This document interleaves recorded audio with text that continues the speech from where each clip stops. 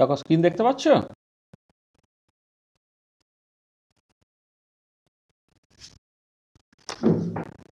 হুম, চলো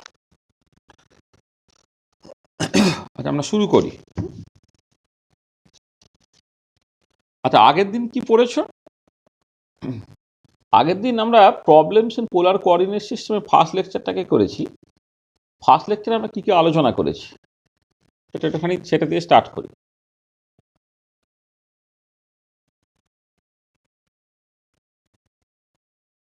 What we have discussed,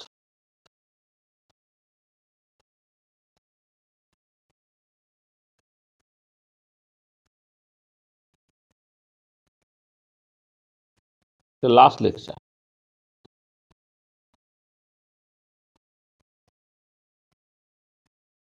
last লেকচারে আমরা আলোচনা করেছি বেসিক্যালি অ্যাঙ্গুলার মোমেন্টাম নিয়ে।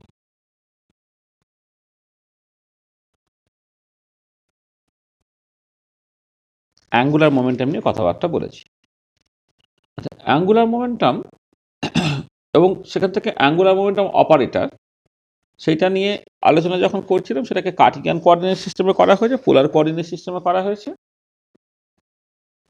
এবং তার যে বিভিন্ন রকম ইম্পর্টেন্ট কমিউটেশন রিলেশনসগুলো সেগুলোকে দেখা হয়েছে। আর অ্যাঙ্গুলার মোমেন্টাম থেকে আমরা অ্যাঙ্গুলার মোমেন্টাম অপারেটর নিয়ে কথাবার্তা বলেছিলাম।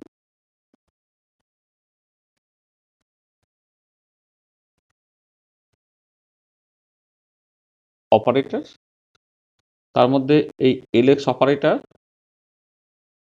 এল Y operator, L Z operator আর এল স্কোয়ার অপারেটর, এই তিনটে অপারেটর নিয়ে মূলত আলোচনা করেছি এবং এইগুলোকে যেটা আমি করেছি সেটা হচ্ছে both in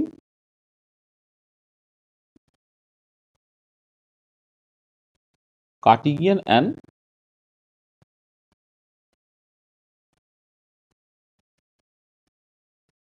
polar coordinate systems, দুটোতেই করেছি। কার্টেসিয়ান কোঅর্ডিনেট সিস্টেমে L X L Y L Z expression বা এল স্কোয়ার এক্সপ্রেশন কেমন এবং পোলার কোঅর্ডিনেট সিস্টেমে তার এক্সপ্রেশনসগুলো কেমন সেগুলোকে করা হয়েছে। আর তারপরে হচ্ছে কমিউটেশন রিলেশন, খুব ইম্পর্টেন্ট কমিউটেশন রিলেশনস যেগুলো রিলেশনসগুলোকে আলোচনা করা হয়েছে। যেখানে ধরো এল এক্স এল ওয়াই কমিউটেটার যে I H cross L Z commutator হয়, L Y L Z commutator যে I H cross L X commutator হয়, আর এল জেড এল এক্স সেটা যে I H cross L X commutator হয়। এই তিনটে দেখেছি। আর তার সঙ্গে হচ্ছে এল স্কোয়ারের সঙ্গে এল এক্স কমিউট করে, এল স্কোয়ারের সঙ্গে এল ওয়াই কমিউট করে, এল স্কোয়ারের সঙ্গে এল জেড কমিউট হয়। এটা জিরো। এই যে কমিউটেশন রিলেশনসগুলো ভেরি ভেরি ইম্পর্টেন্ট, সেগুলোকে আমরা দেখেছি।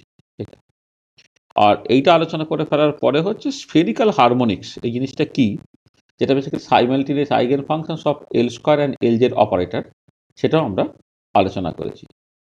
এটার পরে হচ্ছে তোমার স্ফেরিক্যাল হারমোনিক্স। এটা কি সেটা নিয়ে আমরা কথাবার্তা বলেছি। দেখো আগের দিনে মূলত এই জিনিসগুলো আলোচনা করেছি, প্রত্যেকটাই খুব ইম্পর্টেন্ট। তোমাকে খুব ভালো করে বাড়িতে প্র্যাকটিস করতে হবে, পড়তে হবে। ঠিক আছে? সোমাবো এলো তোদের কেউ?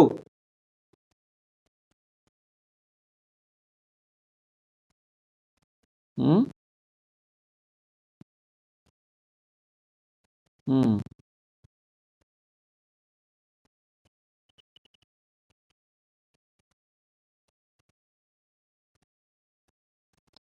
আচ্ছা এবারে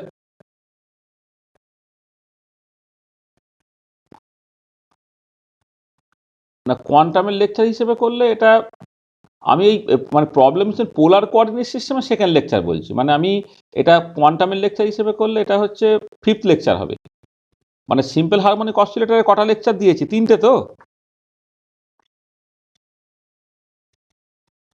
মানে এসেই তো সিম্পল হারমোনিক অসিলেটর, হ্যাঁ, তার লেকচার তো দেওয়া হয়েছিল তিনটে।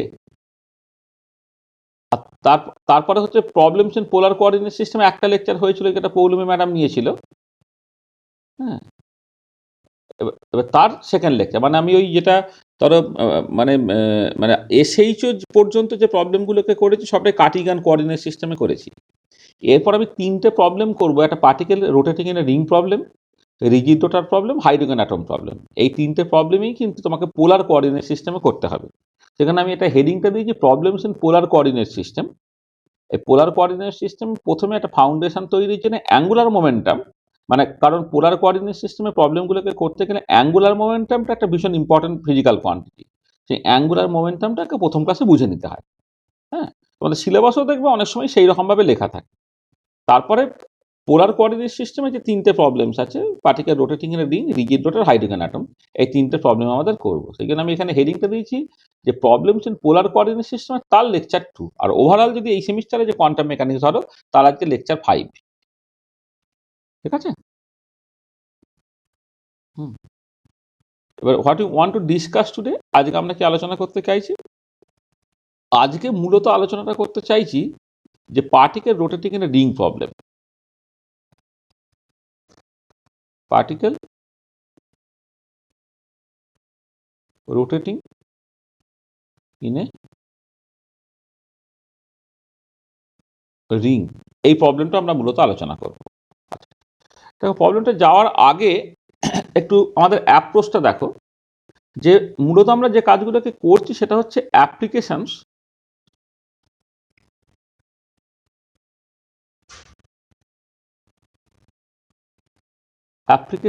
Of quantum mechanics two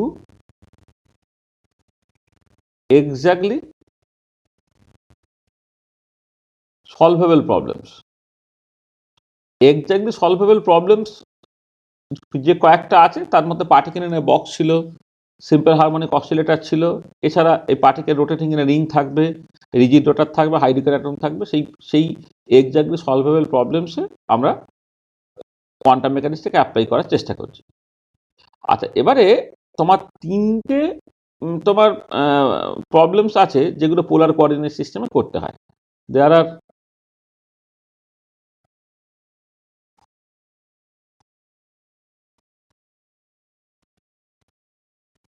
three simple problems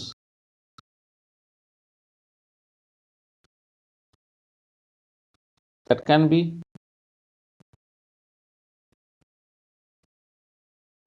solved using polar coordinate system। মানে সলভ এক্স্যাক্টলি, আমি বলবো সলভ এক্স্যাক্টলি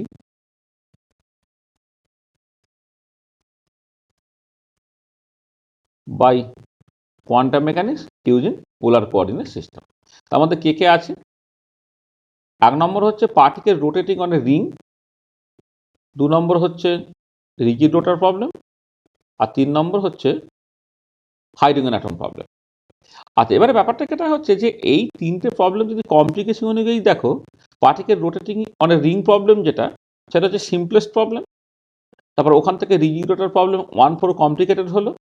সেখান থেকে হাইড্রোজেন অ্যাটম প্রবলেম বা হাইড্রোজেন লাইট 1 ইলেকট্রন সিস্টেম বা 1 ইলেকট্রন আয়নের যে প্রবলেমগুলো আর একটু কমপ্লিকেটেড হলো। Particle rotating in a ring problem যেটা তুমি করবে, সেখানে দেখবে একটাই মাত্র ভেরিয়েবল আছে, সেটাকে আমি জাস্ট ফাই বলছি, মানে একটা অ্যাঙ্গেল হচ্ছে আমার শুধুমাত্র ভেরিয়েবল। যখন রিজিড রোটার প্রবলেম করা হচ্ছে তখন 8টা ফিক্স থেকে যাচ্ছে, কিন্তু দুটো অ্যাঙ্গেল থিটা এবং ফাই, আর একটা জেনিথ অ্যাঙ্গেল বলা হয়, একটা অ্যাজিমুথাল অ্যাঙ্গেল বলা হয়, সেই দুটো কাজ ভ্যারি করছে। আর যখন তুমি হাইড্রোজেন অ্যাটম বা হাইড্রোজেন লাইক 1 ইলেকট্রন আয়নস নিয়ে কথাবার্তা বলবে, সেখানে কিন্তু আর থিটা ফাই তিনটেই ভেরিয়েবল। তার মানে যেমন আমরা পার্টিকেলের বক্স প্রবলেম করার সময় প্রথমে 1D, তারপরে 2D, তারপর 3D এইরকমভাবে করেছিলাম, এখানেও ঠিক ওই ধরনেরই সিচুয়েশন হচ্ছে, যে প্রথমে সিঙ্গেল ভেরিয়েবল, তারপর ডাবল ভেরিয়েবল, তারপর তিন ভেরিয়েবল, এই ধরনের ব্যাপারটা এগোচ্ছে। আচ্ছা, এই ধরনের প্রবলেমগুলোকে দু রকমভাবে সলভ করা যায়। একটা হচ্ছে তোমার টপ আপ অ্যাপ্রোচ, মানে তুমি সিম্পলেস্ট থেকে আস্তে আস্তে কমপ্লিকেটেড সিচুয়েশনে গেলে, প্রথমে 5 পার্ট সলভ করলে, তারপর থিটা 5 পার্ট সলভ করলে, তারপর আর থিটা 5 পার্ট সলভ করলে। আবার এটাকে উল্টো দিক দিয়েও করা যায়। কেউ যদি প্রথমেই কমপ্লিকেটেড প্রবলেম, যেটা হাইড্রোজেন অ্যাটম প্রবলেমটাকে সলভ করে, যেখানে আর থিটা ফাই আছে, তুমি দেখবে যে এই প্রবলেমগুলোকে তুমি ওই ভেরিয়েবল সেপারেশন করলে তো প্রথমে এটা একটা পার্ট রেডিয়াল আর এর উপর ডিপেন্ড করে, একটা পার্ট অ্যাঙ্গেলের উপর ডিপেন্ড করে, এরকম দুটো ভাগে ভেঙে ফেলতে পারবে। এবারে দেখা যাচ্ছে রেডিয়াল পার্টটা বাদ দিয়ে অ্যাঙ্গুলার পার্টটাই হচ্ছে রিজিড রোটারের জন্য শোডিঞ্জার ইকুয়েশন। আবার রিজিড রোটার প্রবলেমটা যখন তুমি সলভ করবে সেখানে থিটা ফাই পার্ট সেপারেট করতে পারবে, দেখবে এই ফাই পার্টটাই হচ্ছে পার্টিকেল রোটেটিং রিং প্রবলেমের সলিউশন। অর্থাৎ হাইড্রোজেন অ্যাটম প্রবলেমটাকে করলে তোমার তিনটে প্রবলেম কিন্তু অটোমেটিক্যালি পরপর পরপর করে হয়ে যায়। তাহলে এক হচ্ছে বটম ডাউন অ্যাপ্রোচ, তুমি একদম টপ থেকে শুরু করো করে নিচের দিকে নামো, হাইড্রোজেন অ্যাটম থেকে শুরু করে কমিয়ে কমিয়ে কমিয়ে কমিয়ে তুমি এসো, অথবা নিচ থেকে শুরু করে উপরের দিকে যাও। এটা হুম তাহলে আমরা যে অ্যাপ্রোচটা ফলো করবো এখানে, সেখানে হচ্ছে সিম্পল থেকে আস্তে আস্তে কমপ্লিকেটেড সিচুয়েশনে যাব, অর্থাৎ টপ আপ অ্যাপ্রোচে করবো আর কি, নিচ থেকে শুরু করে মানে বটম টু টপ আমরা যাওয়ার চেষ্টা করব। তাহলে এই ক্যাটাগরিতে যেটা সিম্পলেস্ট যে প্রবলেমটা সেটা হচ্ছে particle rotating on A circular ring of fixed radius, সেই প্রবলেম। তাহলে এইটা নিয়ে আমাদের আলোচনাটা চলবে। ঠিক আছে, তো দেখো তাহলে যা বললাম, কোনো অসুবিধা থাকলে বলো। তাহলে যা যেভাবে এগোতে চাইছি ব্যাপারটা পরিষ্কার, কোনো সমস্যা আছে?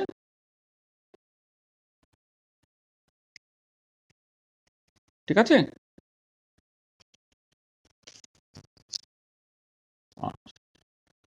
চল তাহলে এই যে আমি প্রবলেমটা কিরকম করে ভাবছি, একটা পার্টিকেল আছে, যে পার্টিকেল হচ্ছে একটা রিংয়ে রোটেট করছে, যার রেডিয়াসটা হচ্ছে ফিক্সড, এবং এই পার্টিকেলটা হচ্ছে ফ্রি, কারণ তার পোটেনশিয়াল এনার্জিটা জিরো। এখানে আমি শুধুমাত্র কাইনেটিক এনার্জি নিয়ে কথাবার্তা বলবো, পোটেনশিয়াল এনার্জি নিয়ে কোনো কথাবার্তা বলবো না।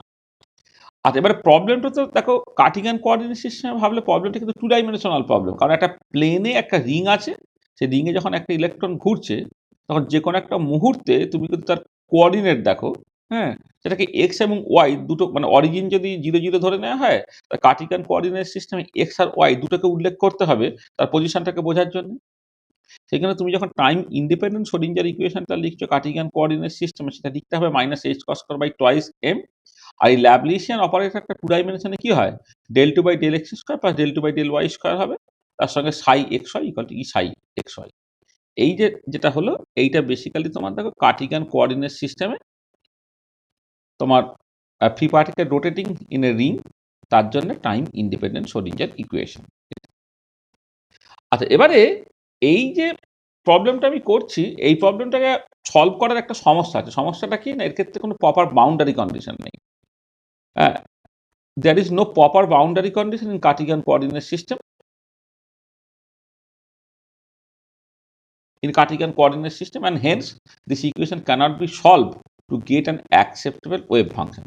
এটা দেখো একটা linear second order differential equation, তো এবার linear second order differential equation যখন তুমি সলভ করছো, আমাদের এই ধরনের প্রবলেমগুলোকে বলা হয় boundary value problem. Boundary value problem মানে তোমাকে প্রপার বাউন্ডারিটা বলে দিতে হবে। যেমন ধরো তুমি যখন পার্টিকুলার বক্স প্রবলেম সলভ করছিলে ওয়ান ডাইমেনশনে, বলছিলে এক্স ইকুয়াল টু জিরোতে ওয়েভ ফাংশন ভ্যানিশ করছে, এক্স ইকুয়াল টু এল এতে ওয়েভ ফাংশন ভ্যানিশ করছে। যখন কার্টিজিয়ানে গেলে তুমি ভাবলে অ্যাজিভ যেন একটা স্কোয়ারের মধ্যে বা একটা রেক্ট্যাঙ্গেলের মধ্যে একটা ফ্রি পার্টিকেল আছে, সেখানে তুমি বললে যখন এক্স জিরো ওয়াই জিরো সেখানে ওয়েভ ফাংশনটা ভ্যানিশ করছে, আর এক্স এ ওয়াই বি সেখানেও তোমার ওয়েভ ফাংশনটা ভ্যানিশ করছে। তাহলে এই যে প্রপার বাউন্ডারি কন্ডিশনগুলো দেওয়া হচ্ছে। এবার একটা পার্টিকেল যখন রোটেট করছে, যদি in terms of x y ভাবো, তাহলে সে কোথায় জিরো হচ্ছে তুমি বলতে পারছো না। তার মানে এর কোনো কার্টিজিয়ান কোঅর্ডিনেট সিস্টেমে কোনো প্রপার বাউন্ডারি কন্ডিশন নাই বলে এই প্রবলেমটাকে কিন্তু তুমি কার্টিজিয়ান কোঅর্ডিনেট সিস্টেমে সলভ করতে পারবে না। কিন্তু আদারওয়াইজ দেখে এটা সেপারেশন খুব ইজিলি হয়ে যাবে, সেখানে কোনো অসুবিধা নেই।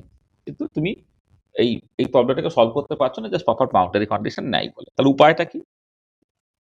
উপায়টা হচ্ছে তোমাকে পোলার কোঅর্ডিনেট সিস্টেমে যেতে হবে।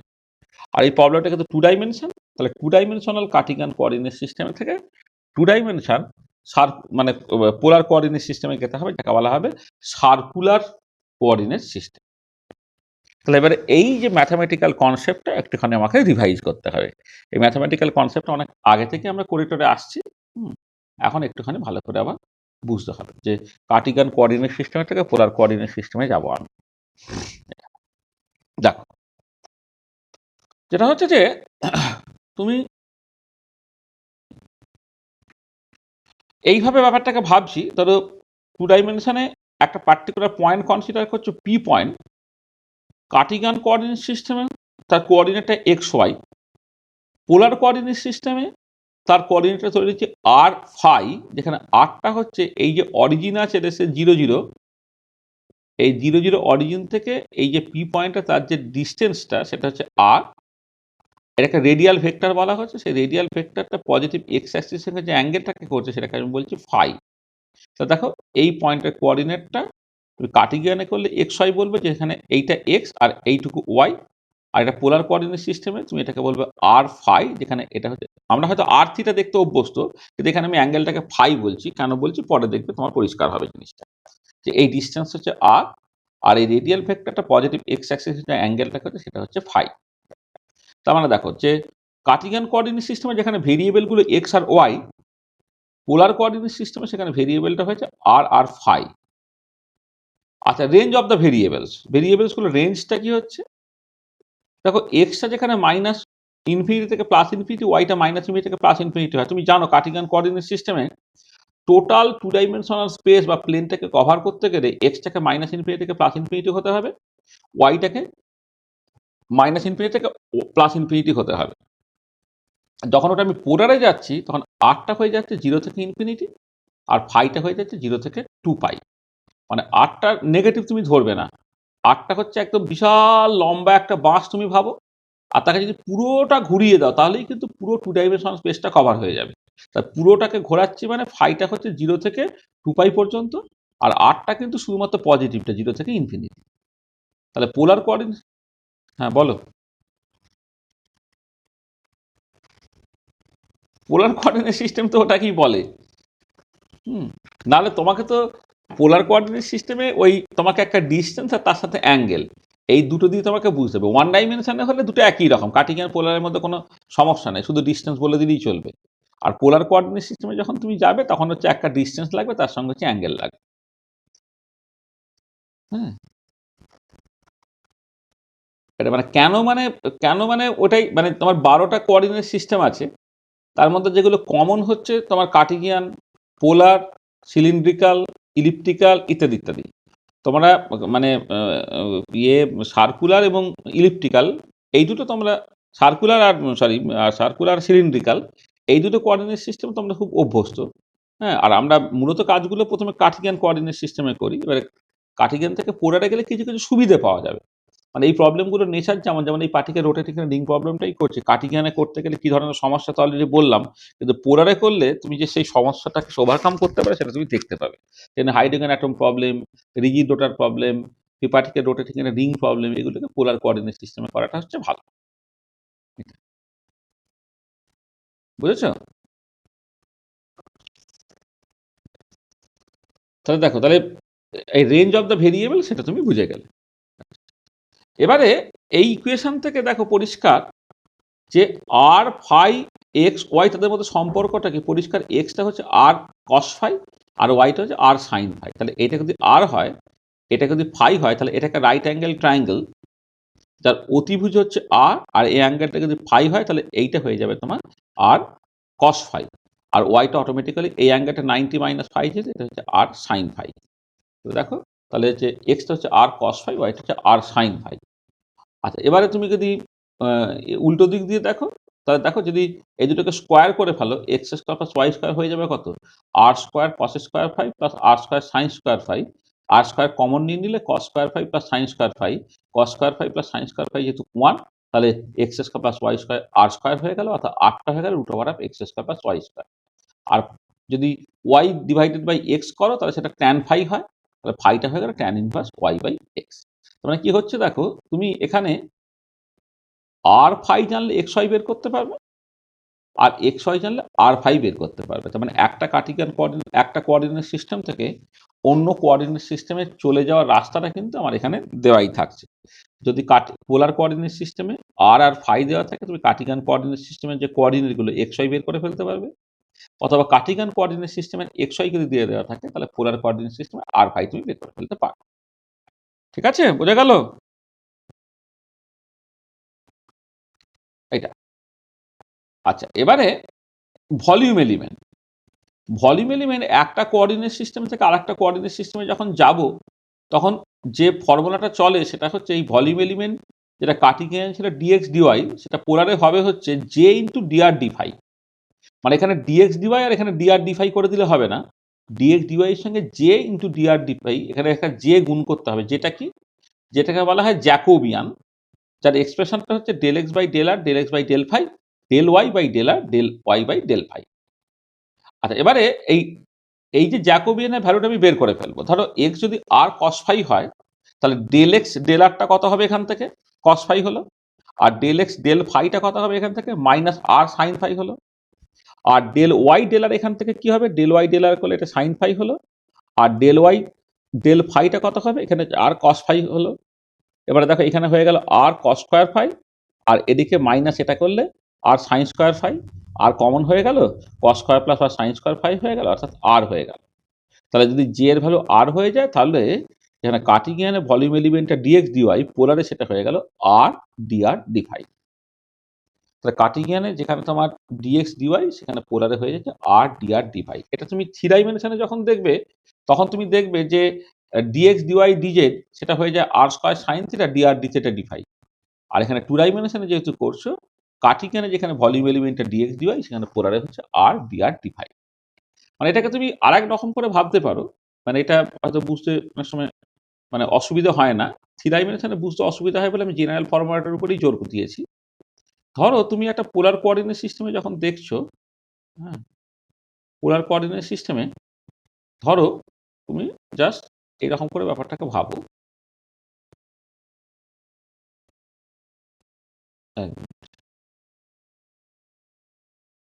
ধরো তুমি এই এইটা হচ্ছে আর, এবং এই পয়েন্টের কোঅর্ডিনেটটা হচ্ছে আর ফাই, এই পয়েন্টের কোঅর্ডিনেট আর ফাই, তাহলে এইটা হচ্ছে তোমার আর, আর এই অ্যাঙ্গেলটা তোমার ফাই, আর সার্কুলারলি একটা জিনিস ঘুরছে। এবারে আমি কি করলাম যে একটা কোঅর্ডিনেটটা তোমার চেঞ্জ করা হচ্ছে, করে নতুন যে কোঅর্ডিনেটটা সেটা হয়ে গেল দেখো আর প্লাস ডিআর, আর ফাইটা হচ্ছে ফাই প্লাস ডি ফাই। তার মানে তুমি একটা নতুন পজিশনে পৌঁছালে, আগে তুমি এই পয়েন্টে ছিলে যার কোঅর্ডিনেটে আর ফাই, এখন তুমি এই পয়েন্টে পৌঁছাচ্ছ যার আরটা বেড়ে গিয়ে হয়ে গেছে আর প্লাস ডিআর, অর্থাৎ এইটা আর হলে এইটুকু রাস্তা হচ্ছে তোমার ডিআর ডিআর, আর তার করসপন্ডিং যে অ্যাঙ্গেলটা, এই যে অ্যাঙ্গেলটা ধরো, এই অ্যাঙ্গেলটা, এই অ্যাঙ্গেলটা হচ্ছে তোমার ডি ফাই, অ্যাঙ্গেলটা হচ্ছে ডি ফাই। আচ্ছা, এবারে যখন আমি ভলিউম এলিমেন্টটাকে করছি, তার মানে এটা হচ্ছে বেসিক্যালি এখানে ভলিউম এলিমেন্ট টু ডাইমেনশনে এরিয়া সাবস্ট্যান্ডেড হোয়েন আরটা আর প্লাস ডিআরে যাচ্ছে, আর ফাইটা যখন প্লাস প্লাস ডি ফাই এ যায়, তাহলে কোন অ্যাঙ্গেলটা কভার, কোন এরিয়াটা কভার করা হলো, দেখো বেসিক্যালি এই যে এরিয়াটা, এই এরিয়াটা বেসিক্যালি কভার করা হলো, এই এরিয়াটা কভার করা হলো। আচ্ছা দেখো, তাহলে তাহলে এবার খেয়ালটা করে দেখো, তাহলে যেটা দাঁড়াচ্ছে যে আরটা যখন আর থেকে আর প্লাস ডিআরে যাচ্ছে, ফাইটা যখন ফাই থেকে ফাই প্লাস ডি ফাইয়ে যাচ্ছে, হুম, তখন এই যে এরিয়াটা কভার করা হচ্ছে সেইটাই বেসিক্যালি এরিয়া এলিমেন্ট। আর এবারে দেখো, যদি আমার এই রেডিয়াসটা আর হয়, এই রেডিয়াসটা তো আর, এইটা হচ্ছে আর প্লাস ডিআর, তাহলে এইটা কত হবে, এইটা হচ্ছে আর ডিফাই হবে, এই যে s equal to r theta, একটা সার্কেলের একটা আর্ক আর কি, সেটা কি হবে, আর ডিফাই হবে, আর এই ডিস্টেন্সটা কত ডিআর। তার মানে দেখো, যদি ডিফাইটা খুব ছোট হয়, তাহলে এই যে জায়গাটা, এটা একটা আয়তক্ষেত্রের মতো, যার একটা সাইড হচ্ছে আর ডিফাই, এইটা আর ডিফাই, আর একটা হচ্ছে তোমার ডিআর। তো এইটাই হচ্ছে আমার এরিয়া এলিমেন্টটা, দেখো এটা কত হয়ে যাচ্ছে, আর ডিআর ডিফাই হয়ে যাচ্ছে। এটা এইরকম করেও তুমি ভাবতে পারো অল্টারনেটিভলি আর কি। এবারে টু ডাইমেনশনে তুমি ছবিটা মোটামুটি ভিজুয়ালাইজ করতে পারলে বলে করে ফেললে, কিন্তু যখন তোমার হায়ার ডাইমেনশনে চলে যাবে, থ্রি ডাইমেনশন বা আরও অনেক ডাইমেনশনে চলে যাবে, তখন ছবিটাকে ভিজুয়ালাইজ করে একটুখানি বোঝার অসুবিধে বলে আমি জাস্ট জেনারেল ফর্মুলাটা লিখে দিয়েছি। এটা দেখবে যখন আমরা হাইড্রোজেন অ্যাটম প্রবলেম আরে করবো, তখন তোমাকে থ্রি ডাইমেনশনাল প্রবলেম নিয়ে ডিল করতে হবে। সেই থ্রি ডাইমেনশনাল প্রবলেমে তুমি পরিষ্কার দেখতে পাবে যে কেমন করে ডিএক্স ডিওয়াই ডিজেডটা R square sine theta D R D theta D phi হচ্ছে জ্যাকোবিয়ানটা ক্যালকুলেট করে করতে পারবে। ঠিক আছে? তাহলে দেখো তাহলে কেমন করে আমি এই কার্টিজিয়ান থেকে পোলারে যাচ্ছি, কার্টিজিয়ান 2 ডাইমেনশনাল কার্টিজিয়ানে যেখানে ভেরিয়েবল x, y ছিল পোলারে হয়ে গেল r5। Range of the variable x, y, x আর y দুটোই যেখানে -∞ থেকে +∞ পর্যন্ত ছিল, পোলারে চলে গেল r টা 0 থেকে ইনফিনিটি, phi টা হচ্ছে 0 থেকে 2π। আচ্ছা xy এবং r5 এর মধ্যে সম্পর্কগুলো বুঝলে, আর ভলিউম এলিমেন্ট বা 2 ডাইমেনশন এরিয়া এলিমেন্টটা যেটা dx dy কার্টিজিয়ানে পোলারে হচ্ছে r dr dϕ হচ্ছে। এটুকু বুঝতে পেরেছো? কোনো অসুবিধা আছে?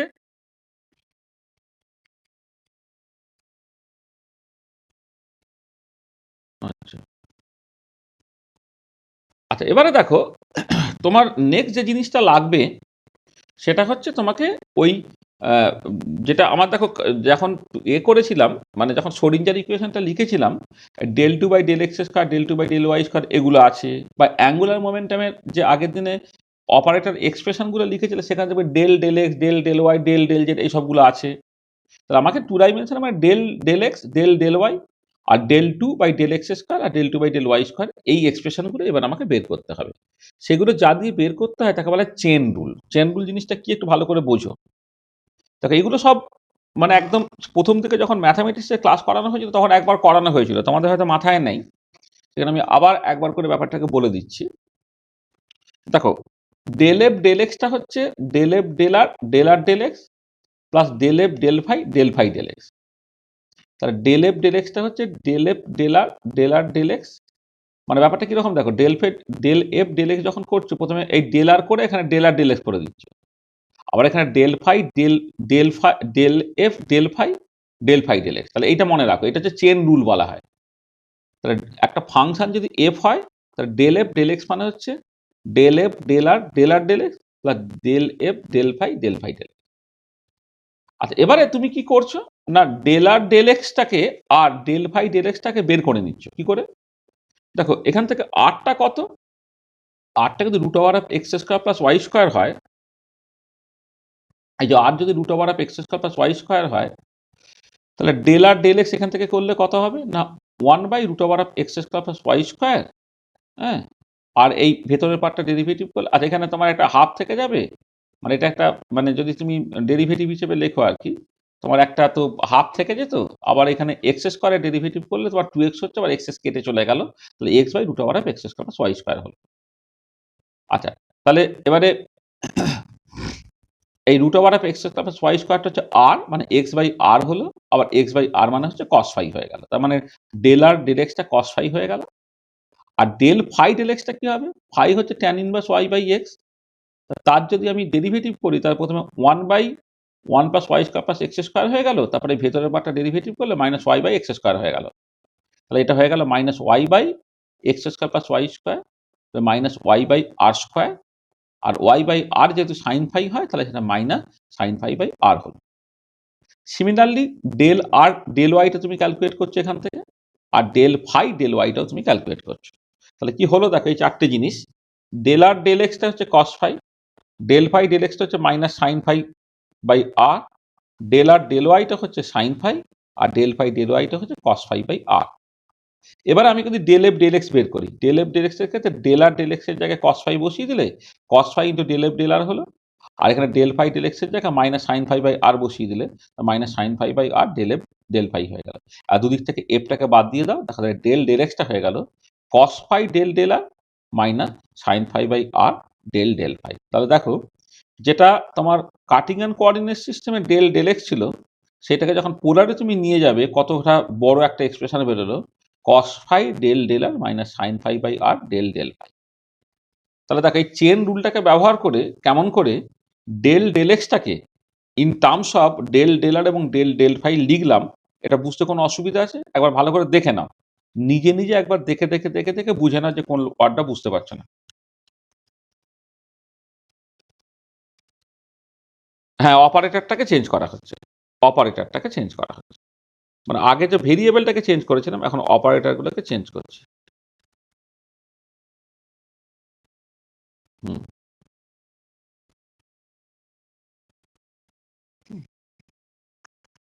দেখে নাও একবার ভালো করে, মানে প্রত্যেকটা, মানে মানে একদম মানে ওয়ার্ড বাই ওয়ার্ড দেখে নাও যে তুমি পুরোটাকে করতে পারছো কিনা, দেখে নাও ভালো করে।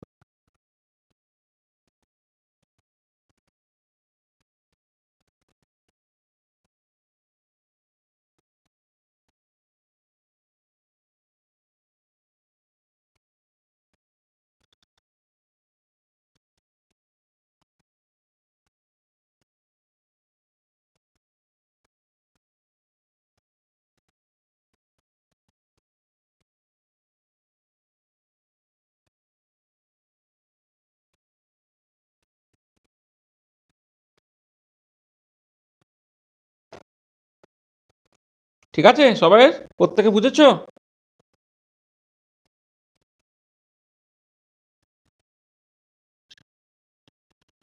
আচ্ছা, এবারে ধরো যদি del two F by del x square করি তাহলে সেটা কি হবে? তুমি এটাকে ভাবো, ডেল এফ বাই ডেল এক্সটাকে তুমি জি ভাবো।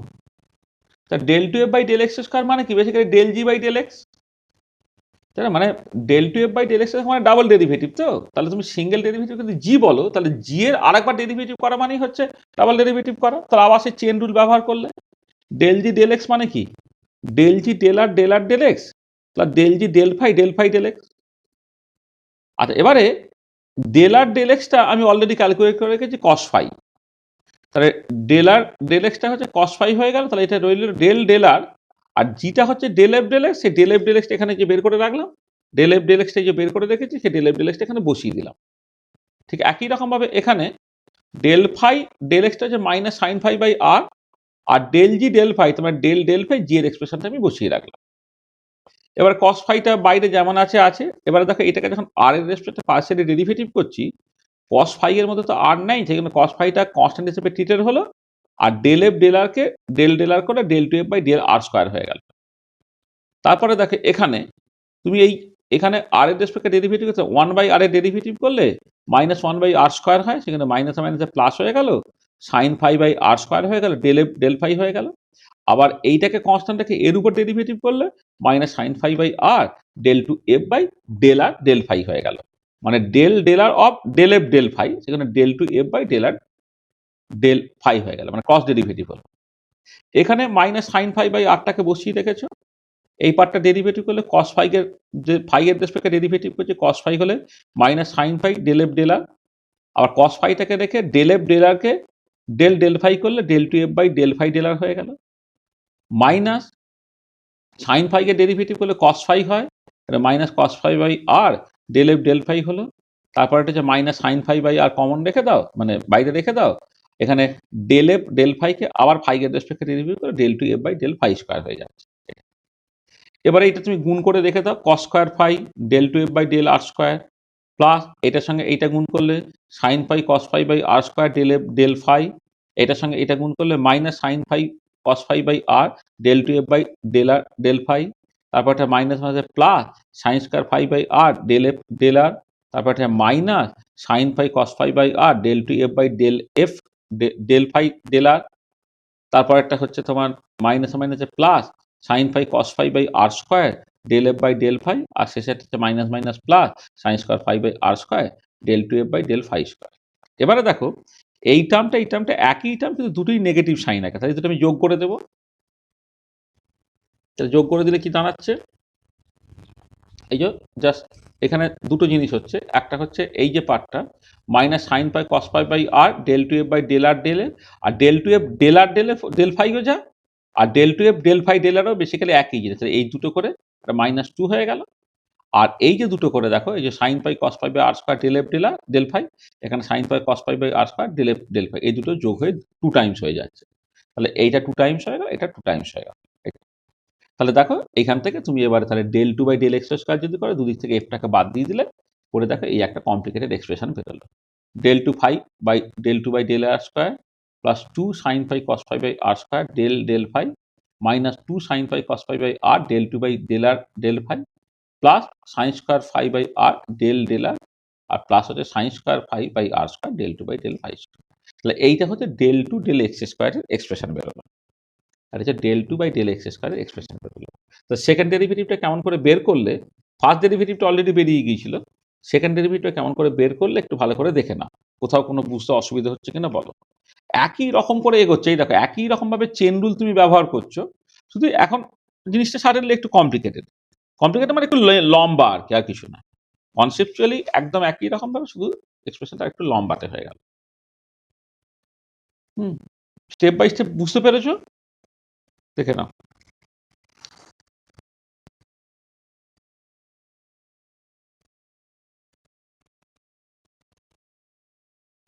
হুম,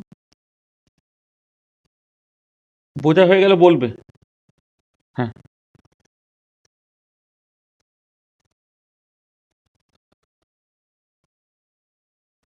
না না কিছুই না, এটা হচ্ছে তোমার এই যে এগুলো বলা হয় স্টেট ফাংশন।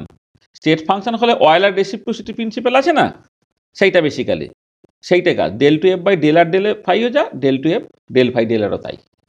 মানে প্রথমে ফাই এর রেসপেক্টে ডেরিভেটিভ করে পরে আর এর রেসপেক্টে ডেরিভেটিভ করা, আর প্রথমে আর এর রেসপেক্টে পরে ফাই এর রেসপেক্টে করে একই। এটা অয়েলার রেসিপ্রোসিটি প্রিন্সিপাল আর কি।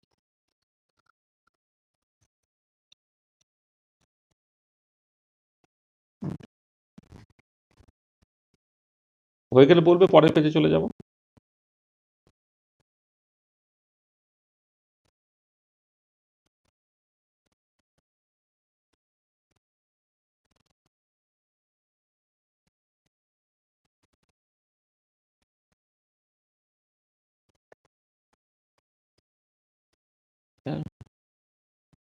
এটা।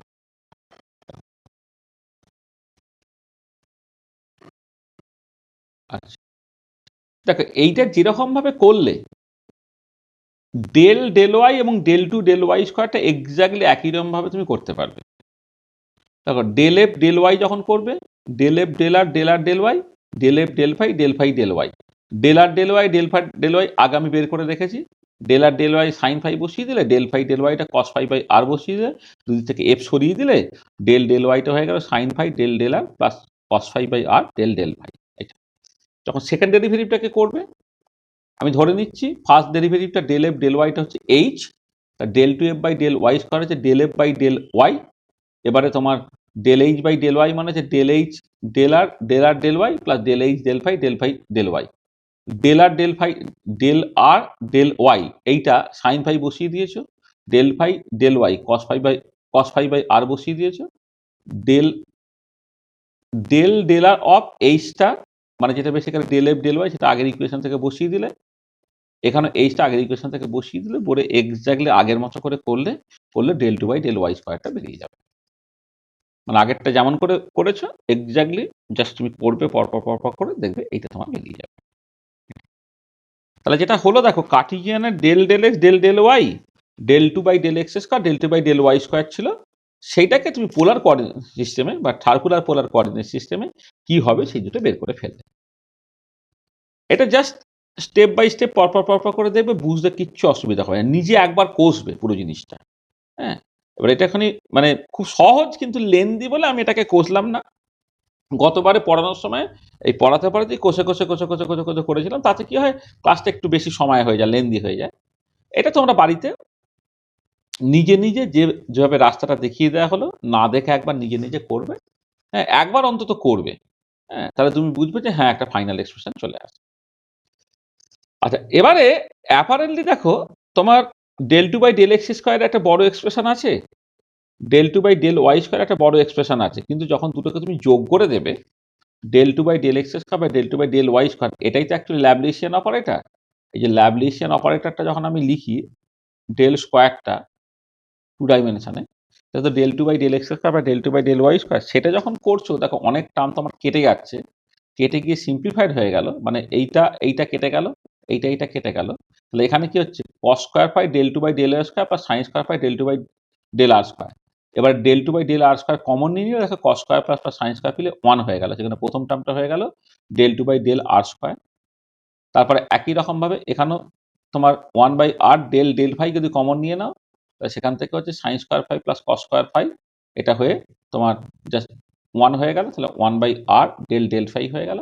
আর তারপরেরটা একই রকমভাবে 1 by R square del two by del phi square যদি কমন নিয়ে নাও, 1 বাই আর স্কোয়ার হয়ে গেল। দেখো ওভারঅল যে তোমার ল্যাবলিশিয়ান অপারেটরটা কিন্তু অত কমপ্লিকেটেড কিছু হলো না, del two by del R square plus 1 by R del del phi plus 1 by R square del two by del phi.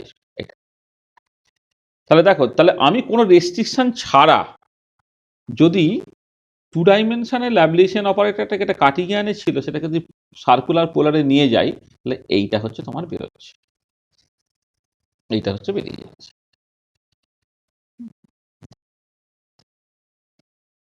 হলো? তাহলে এবারে দেখো, এবারে আমরা যে প্রবলেমটাকে করব particle rotating in a ring, দেখো এই যেটা আমরা করলাম এখন পর্যন্ত অঙ্কটা, সেই অঙ্কতে আর এবং ফাই দুজনেই ভেরিয়েবল, কিন্তু পার্টিকেল রোটেটিং এর রিং প্রবলেমে কি বলা হয়েছে যে free particle of mass m rotating in a circular ring of fixed radius. তাহলে এখানে আরটা হচ্ছে ফিক্সড হয়ে গেছে। তাহলে আরটা যখনই ফিক্সড হয়ে গেছে, এই যা যা এক্সপ্রেশন পেয়েছিলে তুমি, ধরো তুমি ডেল ডেল এক্স এর এক্সপ্রেশন পেয়েছো, ডেল ডেল এক্স এর আর যদি ফিক্সড হয়ে গেছে তাহলে এই প্রথম টার্মটা রয়ে যাবে না, ডেল ডেল আর পার্টটা থাকবে না। যখন তুমি ধরো সেকেন্ড ডেরিভেটিভটাকে করছো, সেকেন্ড ডেরিভেটিভে যেখানে তোমার ডেল ডেল আর টাইপের জিনিস থাকবে সেগুলো থাকবে না। বা ডেল ডেল ওয়াই যখন করছো, এই যে sine theta sine phi del del r এই টার্মটা তোমার থাকবে না। তাহলে যেগুলো তোমার আরটা ফিক্সড হয়ে যাচ্ছে, যেগুলো থাকবে না, তাহলে ডেল ডেল এক্সটা হয়ে যাবে minus sine phi by R del del phi, আর ডেল ডেল ওয়াইটা হয়ে যাবে cos phi by R del del phi. এবার যখন del two F by del x square, সেটা basically del g by del x করবে, যেখানে জিটা হচ্ছে del F by del x. এখন দেখো কত সহজ হয়ে যায়, এই যে দেখো del g by del r r এর রেসপেক্টে ডেরিভেটিভ পার্টটা অটোমেটিক্যালি জিরো হয়ে যাবে। সেখানে del two F by del x স্কোয়ারটা জাস্ট এরকম দেখতে হলো, দুই থেকে এফ বাদ দিয়ে দিলে del two by del x square দেখো একটা সহজ এক্সপ্রেশন বেরিয়ে গেছে। ঠিক একই রকমভাবে del two by del Y স্কোয়ারটা একটা সহজ এক্সপ্রেশন বেরোবে, কারণ ডেল ডেল আর এর রেসপেক্টে ডেরিভেটিভ যে পার্টটা, সেই পার্টটা বেসিক্যালি জিরো বলে সহজ এক্সপ্রেশন বেরিয়ে গেছে।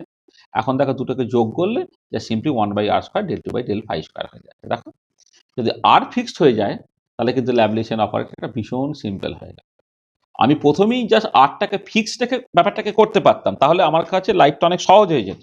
মানে আমার যদি ইন্টেনশন থাকতো শুধু পার্টিকেল রোটেটিং এর রিং, এই প্রবলেমটা সলভ করার জন্যই আমি আমার মেশিনারিটাকে তৈরি করব, তাহলে আমার পক্ষে লাইফ অনেক সহজ ছিল। কারণ আমি প্রথম থেকে আরটাকে ফিক্সড রেখে এগোবো। দেখো আমার করসপন্ডিং টার্ম যা টার্ম ছিল, টার্মের সংখ্যা সার্টেনলি কমে যাচ্ছে। ডেল ডেল এক্স এখানে দুটো টার্ম ছিল, একটা হয়ে গেছে। ডেল ডেল দুটো টার্ম ছিল, একটা হয়ে গেছে। Automatically del two by del x square del two by del square আরো সহজ হয়ে যাবে, হয়ে গিয়ে তুমি খুব সহজেই এটা পেয়ে যেতে পারো। কিন্তু আমি যেটা করলাম, তোমার একটা ম্যাথামেটিক্যাল ব্যাকগ্রাউন্ডও তৈরি করে দিলাম অ্যাট দ্য সেম টাইম, যে কেমন করে কার্টিকেন থেকে পোলারে গেলে ওভারঅল ট্রান্সফরমেশন গুলো হয়। তাহলে দেখো, তাহলে এই যে পার্টটা আমি বেসিক্যালি করলাম, এই পার্টটা তোমার যদি ম্যাথামেটিক্যাল ব্যাকগ্রাউন্ড পরিষ্কার থাকে, তুমি জাস্ট সিম্পলি স্কিপ করতে পারো। যে ওয়ে আউট থেকে যে শুরু করেছি, ওয়ে আউট আমি জাস্ট এইটুকু বললাম, ঠিক আছে, আমি কার্টিকেনের বদলে টু ডাইমেনশনাল পোলার বা সার্কুলার পোলারে করবো। তাহলে এই যে 3 নম্বর পেজের শেষ পার্ট থেকে আমি আপ টু 10 নম্বর পেজ পর্যন্ত করলাম, এইটুকু জাস্ট তোমার এই প্রবলেমটা সলভ, মানে particle rotating in a ring, এই যে কোয়ান্টাম মেকানিক্যাল প্রবলেমটাকে সলভ করার জন্য এইগুলো তুমি না ব্যবহার করলে, মানে না জানলেও তোমার চলে যায়। হ্যাঁ, তুমি জাস্ট সরাসরি del two by del x square plus del two by del Y square, যে one by R square del two by del phi square হয়, এইটুকু জানলেই কিন্তু তোমার কাজ হয়ে যায়। কিন্তু আমি তোমাদের করলাম জাস্ট একটা সলিড ব্যাকগ্রাউন্ড দিয়ে পুরো জিনিসটাকে করবো বলে এতখানি করলাম। এবারে আবার প্রবলেমটা তুমি ফিরে এসো। তাহলে দেখো, তাহলে তুমি যখন টাইম ইন্ডিপেন্ডেন্ট শ্রোডিঞ্জার ইকুয়েশনসটা করবে, তাহলে কি হবে, যেটা ছিল del two by del x square plus del two by del Y square, এই যে প্রথমে যেটা ছিল, দেখো খেয়াল করে, এক মিনিট, এই ছিল শ্রোডিঞ্জার ইকুয়েশন, 1 নম্বর ইকুয়েশন।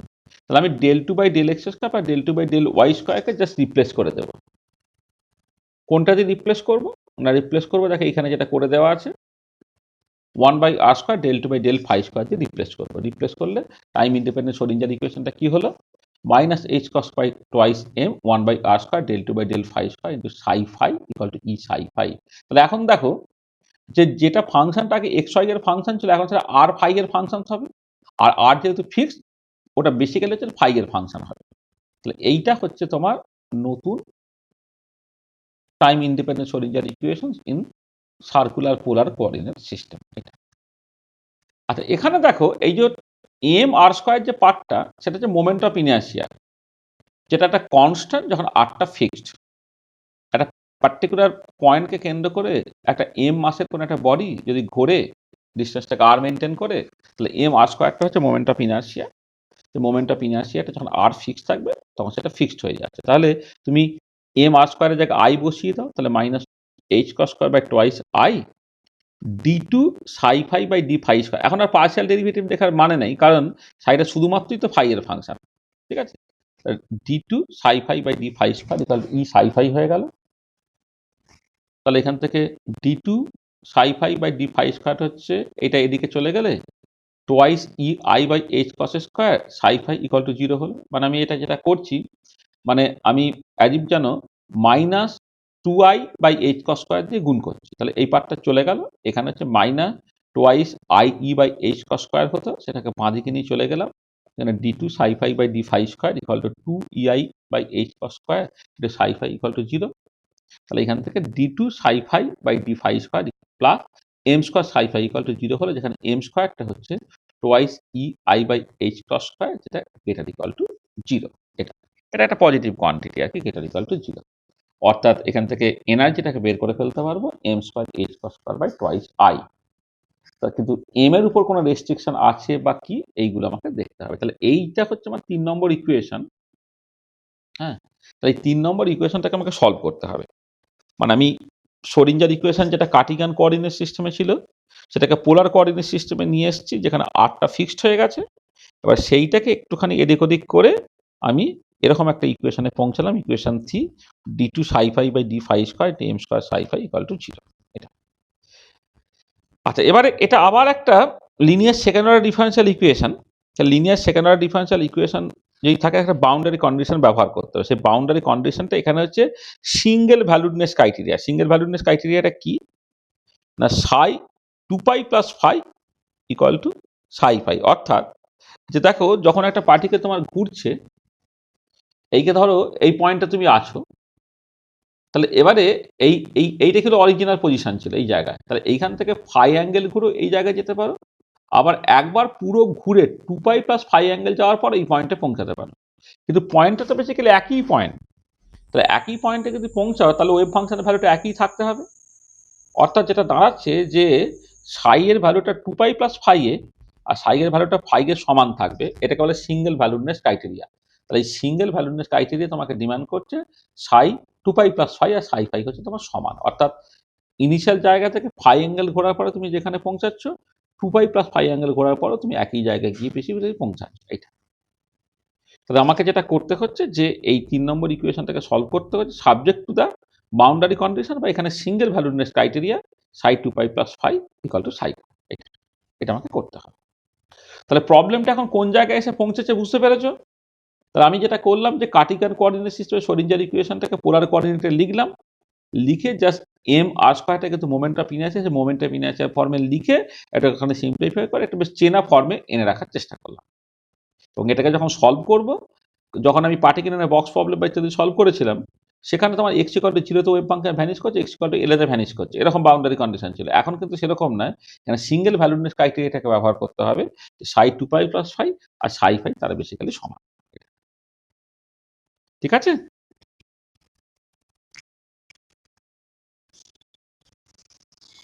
বোঝা গেল?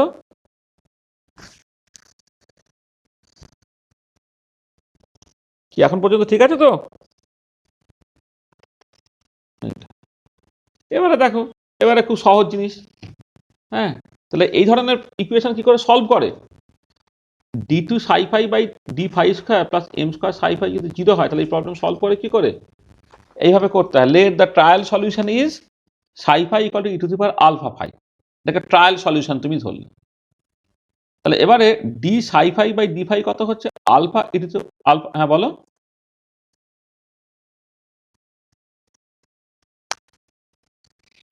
না না সব সময় ধরবে না। এই ধরনের এইগুলোকে বলা হয় linear first order second order differential equation. যদি এরকম linear second order differential equation হয়, তখন তার সলিউশনটা হচ্ছে এই ফর্মের হয়।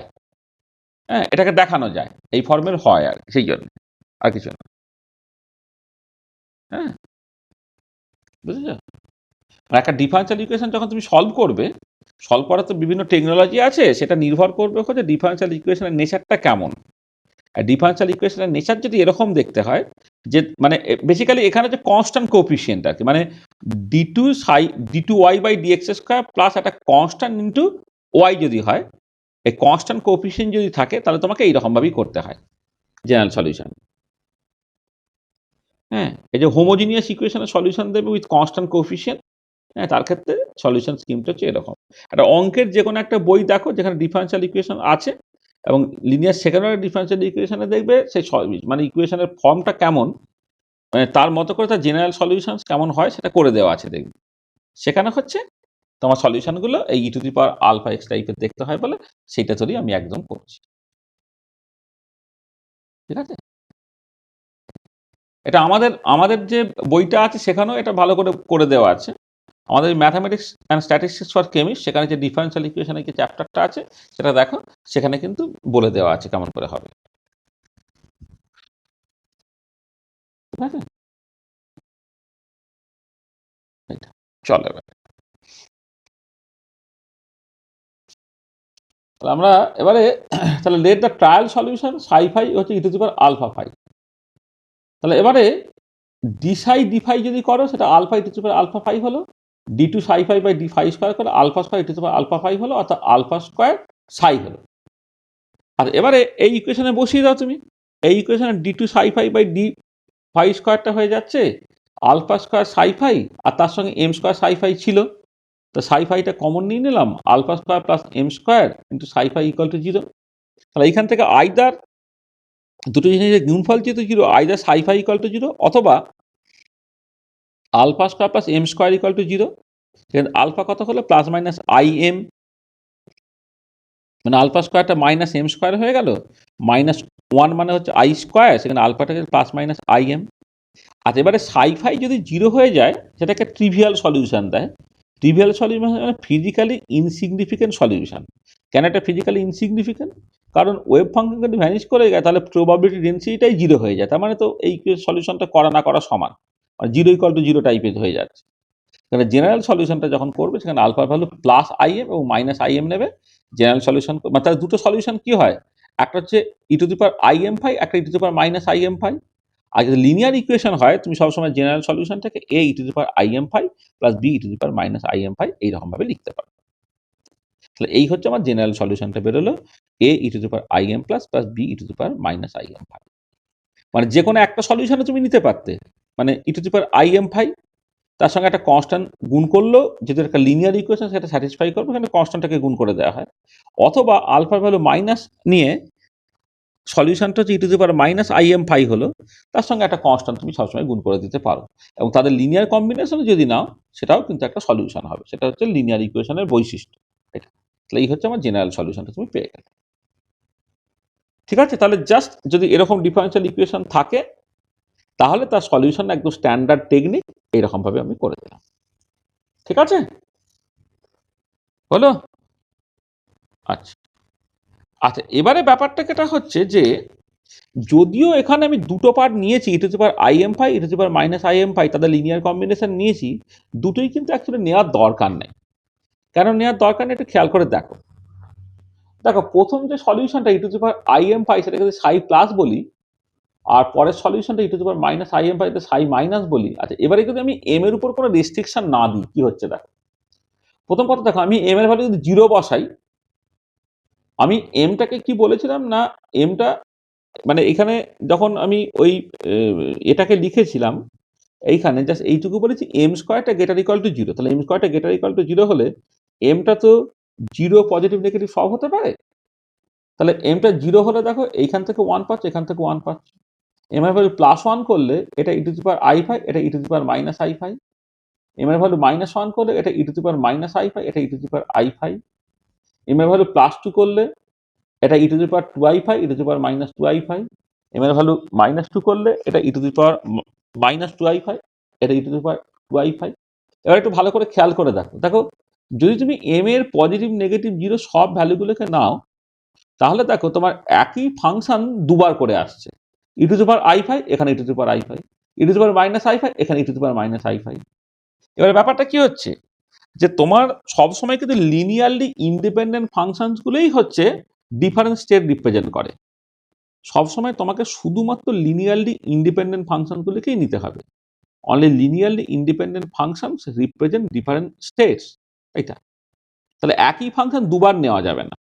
তাহলে একই ফাংশন দুবার নেব না কি করে হলে, দেখো এক হতে পারে যদি এম এর ভ্যালু আমি নেগেটিভ নেব না ফিক্সড করে দিই, তার নেগেটিভ নেব না মানে কি এই বাঁ দিকটা পুরো বাদ দিয়ে দিলাম, তখন তাকে একই ফাংশন একবার করে অ্যাপিয়ার করছে। অর্থাৎ এম যদি গ্রেটার ইকুয়াল টু 0 হয় তখন তুমি জেনারেল সলিউশনটাকে তুমি সরি আমি ভুল বললাম, যদি এম এর ভ্যালু আমি নেগেটিভ নেব না, অর্থাৎ এই যে -1টা নেব না, -2টাকে নেব না, যদি এরকম ঠিক করি তাহলে তুমি দেখো একই ফাংশন একবার করেই অ্যাপিয়ার করছে। অর্থাৎ এম গ্রেটার ইকুয়াল টু যদি 0 করো তাহলে সলিউশনটাকে এ সাই প্লাস প্লাস বি সাই মাইনাস এরকমভাবে লিখতে পারো। অথবা এমটা যদি লেস ইকুয়াল টু 0 করে, অর্থাৎ এম এর পজিটিভ ভ্যালুগুলোকে নেব না, এম এর +1 নেব না, এম +2 নেব না, তাহলেও কিন্তু একই ফাংশন একবার করেই অ্যাপিয়ার করবে। অর্থাৎ তখনও সলিউশনটা তুমি এখন সাই এ সাই প্লাস প্লাস বি সাই মাইনাস এরকম ভাবে লিখতে পারো। আচ্ছা, এবার শোনা যাচ্ছে না, কথা বোঝা যাচ্ছে না কি?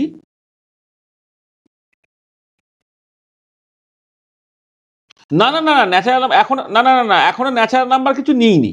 মানে এটা আমি এরকম ভাবে চুজ করেছি তাই, মানে এখানে কিন্তু এখন এম এর ন্যাচারাল নাম্বারই মানে ইন্টিজারই নিচ্ছে এরকম নয়। তুমি যা খুশি নাও, হাফ নাও, হ্যাঁ 1/3 নাও। আমি এখানে এটা বোঝাতে চেয়েছি যে এম এর ভ্যালু পজিটিভ নেগেটিভ জিরো তিনটেই নিচ্ছি। তো এম এর ভ্যালু পজিটিভ নেগেটিভ জিরো তিনটেই যদি নিই, এখনো ন্যাচারাল নাম্বার চুজ আমি করিনি। এখানে আমি এটাকে নিয়েছি দেখানোর জন্য যে এম এর ভ্যালু +1 নিলে যে দুটো ফাংশন পাচ্ছে, এম এর ভ্যালু -1 নিলে সেই দুটো ফাংশন আর একবার আসছে। তার মানে প্লাস নিলে আর মাইনাস নেব না, বা মাইনাস নিলে আর প্লাস নেব না, এটা হচ্ছে বোঝাতে চেয়েছি আর কি। হ্যাঁ, কিন্তু এখানে কিন্তু তুমি একটা ফ্র্যাকশন বা কিছু একটা দশমিক কিছু একটা না, তাহলেও কিন্তু যে লজিকটা বলতে গেছি সেটা একই লজিক। ঠিক আছে, বুঝতে পেরেছো? হ্যালো, হ্যাঁ, এটা হচ্ছে কথা। তাহলে যেটা কথা হচ্ছে যে তুমি যদি মানে সব সময় ফাংশন একই ফাংশন একবার আসবে, একাধিকবার আসা যাবে না। সেটা হচ্ছে লিনিয়ারলি ইন্ডিপেন্ডেন্ট ফাংশন। তাহলে শুধুমাত্র লিনিয়ারলি ইন্ডিপেন্ডেন্ট ফাংশনগুলিকে তোমাকে রাখতে হয়। তাহলে যদি শুধুমাত্র লিনিয়ারলি ইন্ডিপেন্ডেন্ট ফাংশন, অর্থাৎ একটা ফাংশন একবারই রাখবো যদি আমি গ্যারেন্টি করি, তাহলে যেটা হলো যে আমি এক হতে পারে এম গ্রেটার ইকুয়াল টু 0 নাও, করে এই লিনিয়ার কম্বিনেশনটাকে নাও, অথবা এম লেস ইকুয়াল টু 0 নাও, করে লিনিয়ার কম্বিনেশন নাও, অথবা এম এর যদি সব ভ্যালু নাও, শুধু সাই প্লাস অর্থাৎ শুধু সাই প্লাসটাকে নাও, অথবা এম এর ভ্যালু যে এম এর যদি সব ভ্যালু নাও, তাহলে সাইটা জাস্ট মাইনাসটাকে নাও। তাহলে 4টে পসিবিলিটি আছে। এই 4টে পসিবিলিটি যে কোনো একটা তোমাকে নিতে হবে। মানে আমি জাস্ট এই লিনিয়ার কম্বিনেশনও নিলাম, এই আগের মাত্রার মতো লিনিয়ার কম্বিনেশনও নিলাম, আর এম এর উপর আমি কোনো রেস্ট্রিকশন দিলাম না, তাহলে কিন্তু হবে না। যদি লিনিয়ার কম্বিনেশন, তাহলে এম এর উপর restriction either m greater equal to 0 অথবা এম লেস ইকুয়াল টু 0 নিতে হবে, অথবা এম এর উপর যদি রেস্ট্রিকশন দেবে না মনে করো, তাহলে শুধুমাত্র সাই প্লাসটাকে নাও, অথবা শুধুমাত্র সাই মাইনাসটাকে নাও। এই 4টের মধ্যে যে কোনো একটা নিতে পারি। সেখানে আমি করছি কি, without loss of any generality আমি এইটাকে চুজ করছি, মানে এম এর অল ভ্যালু নিচ্ছে, এ সাই প্লাস নিচ্ছে, অর্থাৎ সাই ফাইটা এখন হয়ে গেল A e to the power I m phi. এইটা হচ্ছে জেনারেল সলিউশনটাকে নিচ্ছে, যেখানে এম এর ভ্যালুটা পজিটিভ নেগেটিভ সব হতে পারে। ঠিক আছে, তাহলে কেন নর্মাল জেনারেল সলিউশন লোকে এইরকম ভাবে লিখে দেয়, কিন্তু আমি বললাম যে A e to the power I m phi এইটুকু নিলেই চলবে, পরের পার্টটা না লিখলেও চলবে। তুমি বুঝতে পেরে গেলে কেন এটা নিলাম? পরিষ্কার? হ্যাঁ, মানে without loss of any generality এটা আমি করতে পারি আর কি। তো ভালো, তাহলে এবারে আমাকে যেটা করতে হবে, এই পিরিয়ডিক বাউন্ডারি কন্ডিশন বা সিঙ্গেল ভ্যালুনেস ক্রাইটেরিয়াটাকে ব্যবহার করতে হবে। তাহলে পিরিয়ডিক বাউন্ডারি কন্ডিশন বা সিঙ্গেল ভ্যালুনেস ক্রাইটেরিয়া কি ডিমান্ড করছে না, সাই 2π + 5 আর সাই ফাই সমান হবে। তাহলে এই ইকুয়েশনে একবার ফাই এর জায়গায় 2π + 5 বসাও, আর একবার ফাই এর জায়গায় 5 বসাও, তাহলে কি দাঁড়াচ্ছে না, A e to the power I m 2π + 5 equal to A e to the power I m phi. দুই থেকে এ বাদ চলে গেল, e to the power I m phi, e to the power I m phi বাদ চলে গেল, তার মানে e to the power i 2π m এটা হচ্ছে 1 হলো। তাহলে e to the power i 2π m হচ্ছে 1 হলো। তাহলে এটাকে আমি লিখছি, দেখো e to the power i theta মানে cos theta plus i sine theta, অর্থাৎ cos 2π m plus i sine 2π m equal to 1। তাহলে cos 2π m টা হচ্ছে, তাহলে এখান থেকে দেখো এই দুটো যোগফল যদি 1 হয়, রিয়েলের সঙ্গে রিয়েল সমান করতে হয়, ইমাজিনারির সাথে ইমাজিনারি সমান করতে হয়। তাহলে এখানে শুধুমাত্র 1 আছে, 1 আছে মানে হচ্ছে তোমার বেসিক্যালি এটা 1 আছে প্লাস 0 i আছে। তাহলে এই রিয়েলের সঙ্গে রিয়েল করলাম, cos 2π m ইকুয়াল টু 1, আর i এর সঙ্গে যেটা আছে sin 2π m সেটা হচ্ছে 0 হলো। তাহলে cos 2π m যদি 1 হয়ে যায়, তাহলে m এর value 0 +-1 +-2 dot dot dot dot, তবেই সেটা হচ্ছে তোমার 1 হবে। মানে cos পাই 2π 4π এগুলো সব 1 হয়, সেখানে cos মানে মানে বা cos -2π -4π এগুলো সব 1 হয়, সেখানে m এর ভ্যালু 0 +-1 +-2 হলে তবেই এটা স্যাটিসফাইড হবে। আর এখানে কিন্তু সাইন 0 যেমন 0, সাইন +-π ও 0 হয়, সাইন +-2π এ 0, প্লাস সাইন +-3π/2 ও 0। সেখানে এখানে এম এর ভ্যালুটা হচ্ছে 0 plus minus half plus minus 1 plus minus 3/2 plus minus 2 ইত্যাদি ইত্যাদি এটা হচ্ছে। আচ্ছা এবারে কি হচ্ছে যে দুটো যেটা কমন সেটাই তুমি রাখতে পারবে, কারণ এম এর ভ্যালু 0 হলে দুটোই স্যাটিসফাইড হচ্ছে, কিন্তু এম এর ভ্যালু যদি আমি প্লাস মাইনাস হাফ নিই, এইটা 0 হলো কিন্তু এইটা -1 হয়ে যাবে, স্যাটিসফাইড হবে না। এম যদি প্লাস মাইনাস 1 নিই, এটা 0 এটা 1 কোনো অসুবিধা নেই, কিন্তু প্লাস মাইনাস 3/2 নিলে সাইনটা 0 হলো কিন্তু কসটা তখন -1 হয়ে যাবে। সেই জন্য যেগুলো কমন সেটাই অ্যাকচুয়ালি তোমাকে নিতে হবে। এখানে অ্যালাউড ভ্যালুজ অফ এম হয়ে গেল 0 plus minus 1 plus minus 2 and so on. তাহলে এখন তুমি বুঝতে পারলে যে এমটা মানে আগের লজিকে এখানে তুমি যা খুশি নিতে পারতে, কিন্তু অ্যাকচুয়ালি এমটা 0 প্লাস মাইনাস 1 প্লাস মাইনাস 2ই হবে। সেটা ওই যে পিরিয়ডিক বাউন্ডারি কন্ডিশন বা সিঙ্গেল ভ্যালুনেস ক্রাইটেরিয়া থেকে তুমি বুঝতে পারছো। জেনারেল সলিউশনটা হচ্ছে সাই এম ফাইটা হচ্ছে A e to the power I m phi with m equal to 0 plus minus 1 plus minus 2 and so. তাহলে এইটা হচ্ছে আমার জেনারেল সলিউশনটা। তাহলে বোঝা গেল কেমন করে জেনারেল সলিউশনটাকে করলে এখন পর্যন্ত।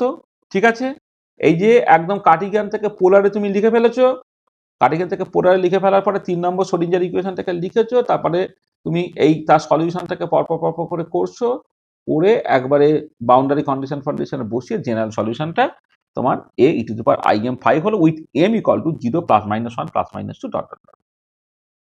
ঠিক আছে। আচ্ছা এবার ওয়েভ ফাংশন নর্মালাইজ হলে ভালো, নর্মালাইজ না হলে কিছু এসে যায় না, কিন্তু নর্মালাইজ হলে ভালো।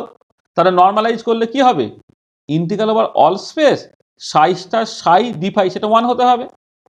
তাহলে এবারে অ্যাকচুয়ালি ইন্টিগ্রেশনটাকে করছি, সাইটা হচ্ছে A e to the power I m phi, তার এদিকে নিতে হচ্ছে কি তার কমপ্লেক্স কনজুগেট নিলে আইটা মাইনাস আই হয়ে যাচ্ছে, তাহলে A e to the power minus i phi d phi, এখানে ফাই এর ভ্যালুটা 0 থেকে 2 পাই পর্যন্ত যায়, ইন্টিগ্রাল ওভার অল স্পেস মানে 0 থেকে 2 পাই পর্যন্ত, এটা করে তোমাকে 1 করতে হবে। এখান থেকে দেখো এ স্কোয়ার ইন্টু 2 পাই, সেটা মানে এটা হচ্ছে e to the power minus I m phi e to the power plus i m phi, এই দুটো কেটে গেল, এ স্কোয়ারটা ইন্টিগ্রেশনের বাইরে বের করে নাও, ডি ফাই এর ইন্টিগ্রেশন করছে 0 থেকে 2 পাই পর্যন্ত, সেটা 2 পাই দিল, সেটা 1 হলো, তাহলে A equal to plus minus 1 over root over 2 pi দিল। তাহলে জেনারেল নর্মালাইজ সলিউশনটা কি হবে, সাই এম ফাইটা হয়ে গেল, এখন এই নর্মালাইজেশন কনস্ট্যান্ট এ এর ভ্যালুটাকে বসিয়ে দিলে plus minus 1 by root over 2 pi into e to the power I m phi, এটা with m equal to 0 plus minus 1 plus minus 2 dot dot dot. আচ্ছা এবারে দেখো এইটা তুমি এই প্লাসটাকে নাও বা মাইনাসটাকে নাও, প্লাস এবং মাইনাস একটা আরেকটা দিয়ে কি -1 গুণ দিয়ে জাস্ট ডিফার করছে, তারা হচ্ছে লিনিয়ারলি ডিপেন্ডেন্ট সলিউশন হয়, মানে কোন একটা ফাংশন তাকে একটা কনস্ট্যান্ট দিয়ে গুণ করলে তারা লিনিয়ারলি ডিপেন্ডেন্ট ফাংশন হয়। তাহলে এই যে ধরো আমি সাই প্লাসটাকে যদি 1 by root over 2 pi to power I m phi বলি, সেটা বেসিক্যালি কি হচ্ছে একটা constant time 1 by root over twice pi e to power I m phi হচ্ছে, কারণ এখানে প্লাস শুধু -1 আছে আর কি, সেটা যেখানে -1। তার মানে দেখো এখানে এই প্লাসটাকে নিলে বা মাইনাসটাকে নিলে তারা বেসিক্যালি একই ফাংশন, হ্যাঁ লিনিয়ারলি ডিপেন্ডেন্ট ফাংশন বা একই ফাংশন, তারা সেম স্টেট রিপ্রেজেন্ট করে। সেখানে without loss of any generate আমি শুধুমাত্র প্লাসটাকে নেব। তাহলে দেখো একদম নর্মালাইজড অ্যাকসেপ্টেবল সলিউশনটা হয়ে গেল 1 by root over 2 pi e to the power I m pi with m equal to 0 plus minus 1 plus minus 2 and so on. ঠিক আছে, তাহলে একদম নর্মালাইজড একবারে যে একদম ক্লিয়ার যে সলিউশনটা সেটা পার্টিকেল রোটেটিং এর রিং এর জন্য আমি করে ফেললাম। অসুবিধা নেই তো?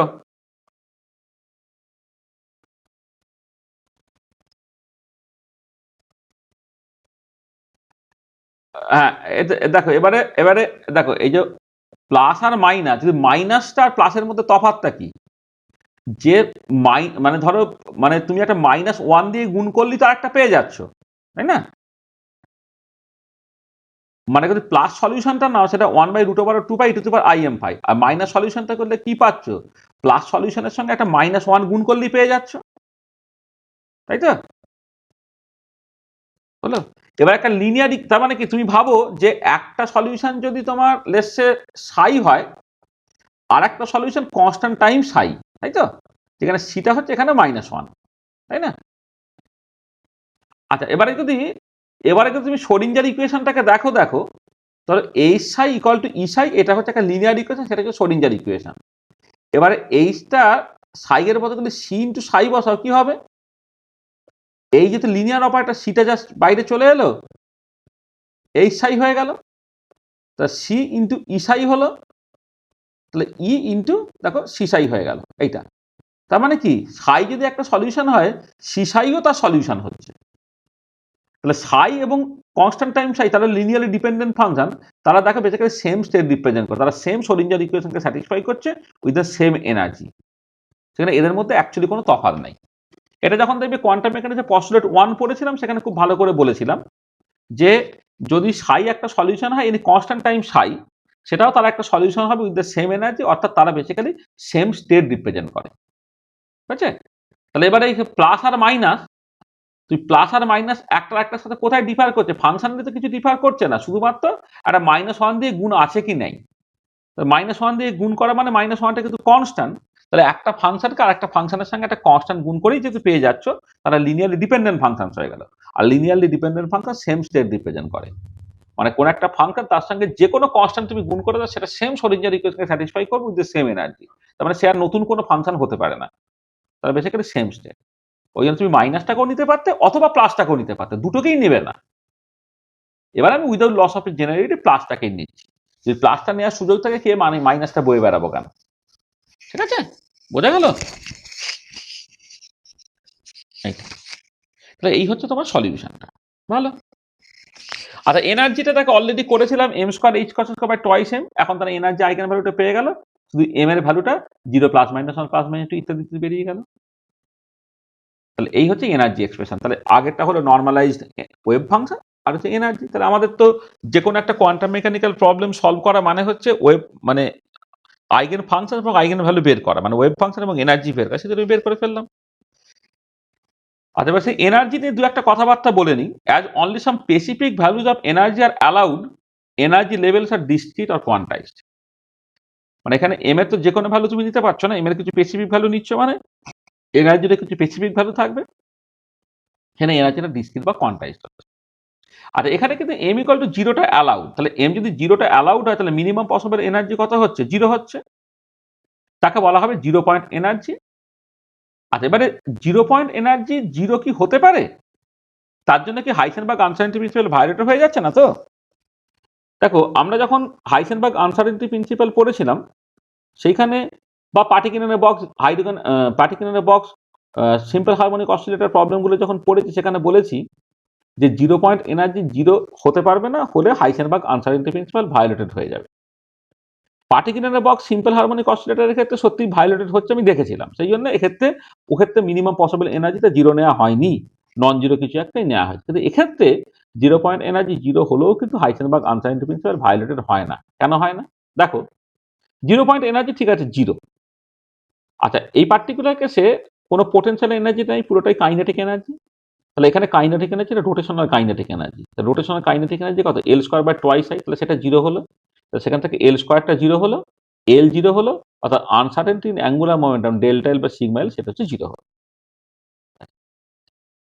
আচ্ছা, এবারে কথাটা হচ্ছে যে ডেল্টা এলটা 0 হওয়া সত্ত্বেও হাইসেনবার্গ আনসার্টেনিটি প্রিন্সিপাল কখন বেঁচে যেতে পারে? কারণ ডেল্টা এল ডেল্টা ফাই সেটা তো greater equal to h cross by 2 হতে হবে। Delta l delta phi greater equal to h cross by 2 হতে হবে। কিন্তু ডেল্টা এলটা 0 হয়ে গেছে। তা ডেল্টা যদি 0 হয়, ডেল্টা ফাই যদি ফাইনাইট হয়ে যেত, তাহলে কিন্তু ডেল্টা এল ডেল্টা ফাই সেটা মিলে 0 হয়ে যেত। এটা greater equal to h cross by 2 হতো না, হাইসেনবার্গ আনসার্টেনিটি প্রিন্সিপাল ভায়োলেটেড হয়ে যেত। দেখো, তাহলে ডেল্টা এলটা 0 কেন তুমি বুঝতে পারলে? ডেল্টা ফাই যদি ফাইনাইট হয়ে যেত তাহলে বাদিকটা 0 হয়ে যেত, তাহলে হাইসেনবার্গ আনসার্টেনিটি প্রিন্সিপাল ভায়োলেটেড হয়ে যেত। তাহলে একমাত্র বাঁচার রাস্তা হচ্ছে ডেল্টা এল 0 কিন্তু ডেল্টা ফাই যদি কোনো কারণে ইনফিনিটি হয়ে যায়, তখন কিন্তু হাইসেনবার্গ আনসার্টেনিটি প্রিন্সিপাল বেঁচে যেতে পারে। আচ্ছা, ডেল্টা ফাই ইনফিনিটি আদৌ ভাবতে পারি? হ্যাঁ, সার্টেনলি ভাবতে পারি। ধরো একটা পার্টিকেল এখানে থাকার কথা ছিল, সে ধরো এখানে আছে। তাহলে এই যে গ্যাপটা সেটাই হচ্ছে আনসার্টেনটি ইন অ্যাঙ্গুলার পজিশন। এখানে থাকার কথা ছিল, সে এখানে আছে, সেটা হচ্ছে আনসার্টেনটি ইন অ্যাঙ্গুলার পজিশন।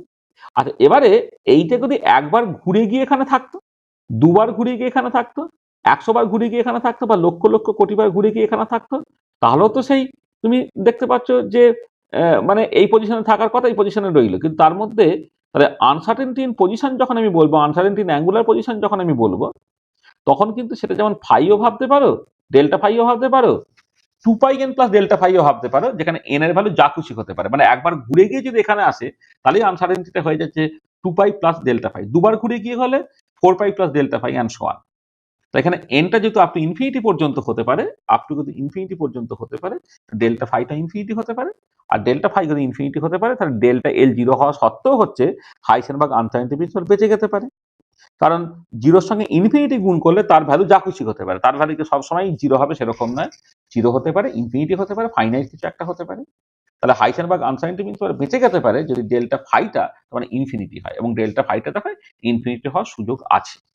তাহলে যদি ডেল্টা ফাই ইনফিনিটি হওয়ার সুযোগ থাকে তাহলে ডেল্টা এল জিরো হলেও হাইসেনবার্গ আনসার্টেনিটি প্রিন্সিপাল বেঁচে যাচ্ছে, আর জিরো পয়েন্ট এনার্জি যখন জিরো তখন ডেল্টা এলটা জিরো হয়ে যাচ্ছে, তার মানে সে বেসিক্যালি হাইসেনবার্গ আনসার্টেনিটি প্রিন্সিপালকে ভায়োলেট করছে না। তাহলে বুঝতে পারলে যে জিরো পয়েন্ট এনার্জি জিরো হচ্ছে তবুও হাইসেনবার্গ আনসার্টেনিটি প্রিন্সিপাল ভায়োলেটেড হচ্ছে না কেন? পরিষ্কার? ঠিক আছে, আচ্ছা। আর এবারে দেখো এই পার্টিকুলার কেসে এনার্জিটা হচ্ছে m square h cross by twice I, কিন্তু ওয়েভ ফাংশনটা 1/√ওভার twice m e to the power I m phi. আচ্ছা, এবারে তুমি খেয়াল করো যে গ্রাউন্ড স্টেটের জন্য এম ইকুয়াল টু জিরো, তার এনার্জি জিরো হচ্ছে ওয়েভ ফাংশন একটাই পেলে। কিন্তু যদি এমন হতো গ্রাউন্ড স্টেট বাদ দিয়ে এম এর ভ্যালু যদি +1 নিতে, দেখো এম এর ভ্যালু +1 নিলে wave function e to the power i phi, -1 নিলে e to the power minus i phi, দুটো ডিফারেন্ট ফাংশন পেলে। কিন্তু এনার্জিটা এম স্কোয়ারের উপর নির্ভর করেছে বলে কি এনার্জিটা একই ভ্যালু পাবে, সেটাই লিখেছে। যদি এম এর ভ্যালু মানে পজিটিভ হয় আর এম এর ভ্যালু নেগেটিভ হয়, তুমি দুটো ডিফারেন্ট ফাংশনস পেলে। এম এর ভ্যালু +1 হলে এম এর ভ্যালু -1 হলে তুমি দুটো ডিফারেন্ট ফাংশনস পেলে, কিন্তু এনার্জিটা কি হয়ে যাচ্ছে, একই হয়ে যাচ্ছে, কারণ এটা এম স্কোয়ারের উপর নির্ভর করে। সেখানে except the ground state there are two linearly independent functions having the same energy. Ground state বাদ দিয়ে সবসময় দুটো লিনিয়ারলি ইন্ডিপেন্ডেন্ট ফাংশনস হবে হ্যাভিং দ্য সেম এনার্জি। ঠিক আছে, সেই জন্য তোমার গ্রাউন্ড স্টেট বাদ দিয়ে সমস্ত স্টেটগুলো হচ্ছে টু ফোল্ড ডিজেনারেট। তাহলে গ্রাউন্ড স্টেট নন ডিজেনারেট, কিন্তু অন্যান্য স্টেটগুলো সবসময় ডাবলি ডিজেনারেট হচ্ছে। মানে ধরো এই যে গ্রাউন্ড স্টেট হচ্ছে নন ডিজেনারেট, তারপর doubly degenerate and so on, এরকম ভাবে চলছে। আর spacing between two successive energy level যদি ক্যালকুলেট করো কি হবে না, এনার্জিটা কিন্তু এম স্কোয়ারের উপর নির্ভর করছে, তাহলে m + 1 তার স্কোয়ার মাইনাস এম স্কোয়ার, তারপরে বাইরে যেমন h cross square by twice I আছে সেটা, তাহলে spacing between two successive energy level 2m + 1 h cross square by twice I হলো। পরিষ্কার দেখো এম বাড়লে spacing between two successive energy level বাড়বে। যেমন ধরো এম এর ভ্যালু 0 হলে এইটা, এম এর ভ্যালু 1 হলে h cross square by twice I, m এর ভ্যালু 2 করলে 4 h cross square by twice I, m এর ভ্যালু 3 করলে 9 h cross square by twice I. তার মানে পরিষ্কার জাস্ট রোটেশনাল কোয়ান্টাম নাম্বার বাড়ার সাথে সাথে কিন্তু পাশাপাশি দুটো লেভেলের মধ্যে এনার্জি গ্যাপটা বাড়ছে। তাহলে spacing between two successive energy increase with increasing quantum number. ঠিক আছে, এটা মাথায় রাখবে। এসএইচওর ক্ষেত্রে যেমন পাশাপাশি দুটো লেভেলের মধ্যে এনার্জি গ্যাপ সবসময় কনস্ট্যান্ট, হাইড্রোজেন অ্যাটমের ক্ষেত্রে দেখবে পাশাপাশি দুটো লেভেলের মধ্যে এনার্জি গ্যাপ হচ্ছে গ্র্যাজুয়ালি কমতে থাকে উইথ ইনক্রিজিং কোয়ান্টাম নাম্বার। কিন্তু পার্টিকেল রোটেটিং এর রিং প্রবলেমের ক্ষেত্রে পাশাপাশি দুটো লেভেলের মধ্যে এনার্জি গ্যাপটা বাড়তে থাকে উইথ ইনক্রিজিং কোয়ান্টাম নাম্বার, সেটা তুমি দেখতে পাবে। তাহলে এবারে এই যে পার্টিকুলার প্রবলেমটা করলে, সেই পার্টিকুলার প্রবলেমটা তুমি কোথায় ব্যবহার করতে পারো? দেখো দেখো যখন আমি particle in a box problem করেছিলাম 1D বক্স, সেটা লিনিয়ার কনজুগেটেড পলিনের ক্ষেত্রে সেটা আমি ব্যবহার করেছিলাম, যাকে ফেমো মডেল বলা হয়, free electron molecular orbital theory বলা হয়, free electron molecular orbital theory. সেইটাকে ব্যবহার করে তুমি particle in A 1D box, এই মডেলটা তোমাকে হেল্প করেছিল লিনিয়ার কনজুগেটেড পলিন, তার ইউভি ভিজিবল স্পেকট্রা বা তার এনার্জেটিক্স ইত্যাদি বুঝতে। এবার এই পার্টিকেল রোটেটিং এর রিং, এটা তোমাকে হেল্প করবে সাইক্লিক কনজুগেটেড পলিন, তার এনার্জেটিক্স বা ইউভি ভিজিবল স্পেকট্রা ইত্যাদি বুঝতে। আসলে এক্ষেত্রে কি হচ্ছে, এই যে লিনিয়ার কনজুগেটেড পলিন যেগুলো তুমি বুঝতেই পারছো, 3 মেম্বার 4 মেম্বার 5 মেম্বার 6 মেম্বার, এই যেগুলো এক্ষেত্রে কি হয়, এই এরা ইলেকট্রনগুলো সব ডিলোকালাইজড, ইলেকট্রনগুলো ডিলোকালাইজ। তুমি মনে মনে ভাবো যে এরা অ্যাজিভ যেন এই ডিলোকালাইজ পাই ইলেকট্রনসগুলো এরা যেমন ফ্রি পার্টিকেল, এবং সেই ফ্রি পার্টিকেলগুলোর মাস হচ্ছে বেসিক্যালি ইলেকট্রনের মাস, এগুলো ইলেকট্রন 9.11 × 10⁻³ কেজি। এবারে ধরো বেঞ্জিনের কথা ভাবছো, বেঞ্জিনের ক্ষেত্রে তুমি অনেক সময় আঁকো না যে বেঞ্জিনের ক্ষেত্রে এই স্ট্রাকচারটা এরকম দেখতে, এরকম কেন ভাবছো? কারণ ইলেকট্রনটা সে বেসিক্যালি রোটেট করে যাচ্ছে বলে, ইলেকট্রনটা জীব যেন তোমার একটা রিঙে ঘুরছে। তাহলে এবারে ইলেকট্রনটাকে তুমি ফ্রি পার্টিকেল ধরে নিচ্ছ, আর ফ্রি পার্টিকেল রোটেটিং এর রিং, এই মডেলটা এখানে তুমি বেসিক্যালি কাজে লাগাচ্ছ।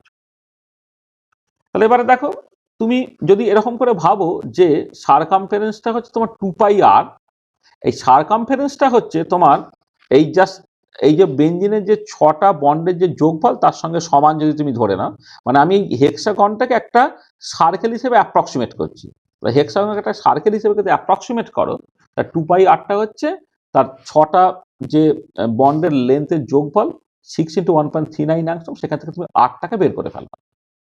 তা 8টাকে বের করে ফেললে ইলেকট্রনের মাস যদি তুমি জানো, সেক্ষেত্রে মোমেন্ট অফ ইনার্সিয়া বের করে ফেলবে। আর যখনই মোমেন্ট অফ ইনার্সিয়া বের করে ফেললে, তখন তুমি দেখো যে প্রত্যেকটা লেভেলে এনার্জি সম্বন্ধে তোমার ধারণা হয়ে গেছে। মানে এনার্জি তো m²h²/2i।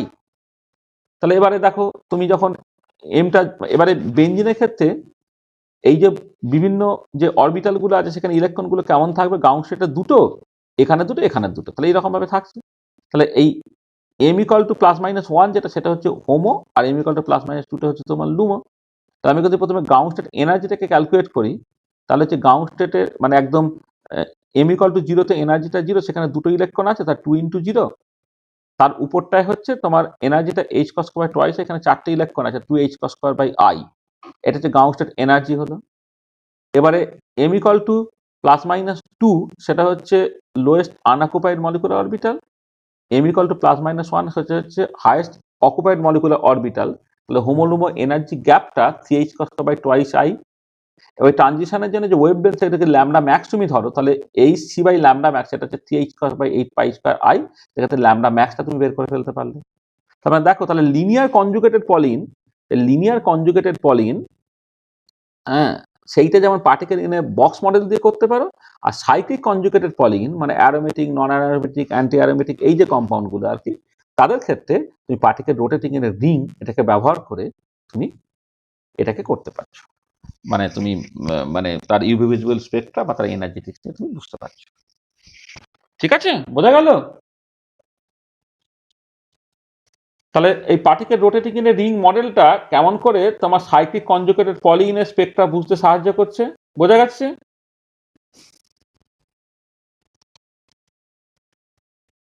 ঠিক আছে, কোথায় চলে গেলে? দেখো তাহলে, হ্যাঁ এটা, আচ্ছা তাহলে এই পর্যন্তই আজকে যেটা আমাদের পড়ানোর ছিল। এবারে তোমাদের একটু বাড়িতে কাজ দিচ্ছি, যেটা আমাদের বইয়ে খুব ভালো করে করা আছে পরের দিকে। ফ্রি মানে হুকেল মলিকুলার অরবিটাল থিওরি ঠিক আগে free electron molecular orbital theory. সেখানে না আমি কি করেছি তোমাকে বলি, এটা একটা সুন্দর বিএসসি বা এমএসসি প্রজেক্ট হতে পারে, যেটা আমরা দেখবো ওখানে করেছি, আমরা একটা জার্নাল ওটাকে পাবলিশও করেছিলাম। সেটা হচ্ছে যে, ধরো অ্যারোমেটিক কম্পাউন্ড কাকে বলে, অ্যারোমেটিক কম্পাউন্ড কাকে বলে, ঠিক আছে, হুকেল 4n+2 রুল টুল বাদ দিয়ে যেটা বলা হয় যে কোন একটা পার্টিকুলার কম্পাউন্ড তার করসপন্ডিং ওপেন চেন অ্যানালগের থেকে বেশি স্টেবল না কম স্টেবল, তার উপরে পুরো জিনিসটা নির্ভর করছে। ধরো 135 হেক্সাট্রাইন হবে, হেক্সাটেট্রাইন নয়, হেক্সাট্রাইন, 135 হেক্সাট্রাইন। তা 135 হেক্সাট্রাইন আর ধরো বেনজিন। বেনজিনটা হচ্ছে সাইক্লিক কনজুগেটেড পলিনটা, এটা হচ্ছে ওপেন চেন কনজুগেটেড পলিনটা। এবারে এই 135 হেক্সাটাইন এবং বেনজিনের যদি স্টেবিলিটি কম্পেয়ার করো, বেনজিন ইজ মোর স্টেবল দেন 135 হেক্সাটাইন, সেখানে বেনজিনটা হচ্ছে অ্যারোমেটিক হচ্ছে। আবার যখন তুমি ধরো এই 1,3 সাইক্লোবিউটাডাইন তুমি কনসিডার করছো, তার সঙ্গে তুমি 1,3 বিউটাডাইন যদি কম্পেয়ার করো, তাহলে দেখবে যে 1,3 সাইক্লোবিউটাডাইন হচ্ছে লেস স্টেবল, সেই জন্য সেটা হচ্ছে অ্যান্টি অ্যারোমেটিক। আর যখন 8 মেম্বার করে ফেলবে, 1,357 সাইক্লো অক্টাটেট্রাইন ভার্সেস 1,357 অক্টাটেট্রাইন যদি কম্পেয়ার করো, তুমি দেখবে এদের কম্পারেবল স্টেবিলিটি, সেখান থেকে সেটা নন অ্যারোমেটিক হচ্ছে। তাহলে অ্যারোমেটিক, অ্যান্টি অ্যারোমেটিক, নন অ্যারোমেটিক, এই 4n+2 রুল টুল এসব গোলায় মারো। যেটা কথা সেটা হচ্ছে যে সাইক্লিক কনজুগেটেড পলিনটা তার ওপেন চেন অ্যানালগ তার থেকে বেশি স্টেবল না কম স্টেবল নাকি কম্পারেবল স্টেবিলিটি, এইটা।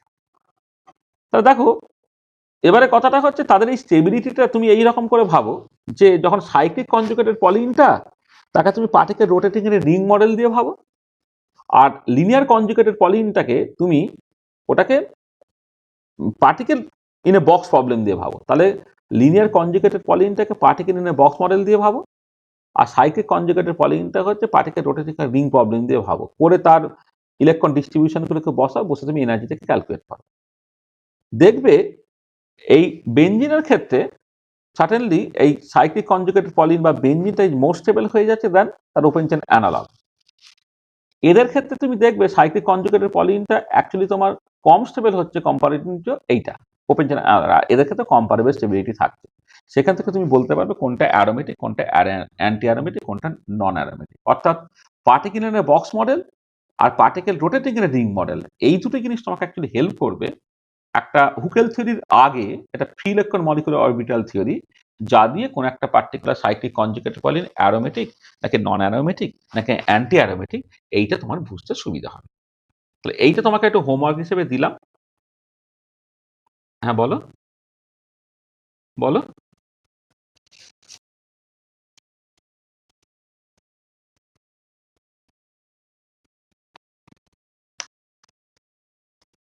হ্যাঁ এনার্জিটাকে, হ্যাঁ হ্যাঁ হ্যাঁ, মানে কোনটা এনার্জি বেশি হচ্ছে কোনটা এনার্জি কম হচ্ছে, এটা যার এনার্জি কম সে বেশি স্টেবল আর কি। ঠিক আছে, এটা এটা করবে, এটা খুব সুন্দর একটা প্রজেক্ট হতে পারে আর কি, খুব ভালো জিনিস এটা। এবং সেখানে কি ধরনের মডিফিকেশন তুমি আনতে পারো ইত্যাদি ইত্যাদি। তাহলে এইটা তোমাকে এই যে বললাম যে সাইক্লিক কনজুগেটেড পলিনটাকে তুমি পার্টিকেল রোটেটিং এর রিং এই প্রবলেম দিয়ে ভাববে, লিনিয়ার কনজুগেটেড পলিনটা পার্টিকেল বক্স প্রবলেম দিয়ে ভাববে, সেখান থেকে অ্যারোমেটিসিটি, অ্যান্টি অ্যারোমেটিসিটি এবং নন অ্যারোমেটিসিটি তুমি এক্সপ্লেন করবে এবং তোমার রেজাল্টটাকে কমেন্ট করবে। এটা তোমাকে একটা এক্সট্রা কাজ হিসেবে আমি দিলাম, হ্যাঁ, এটা বাড়িতে করবে।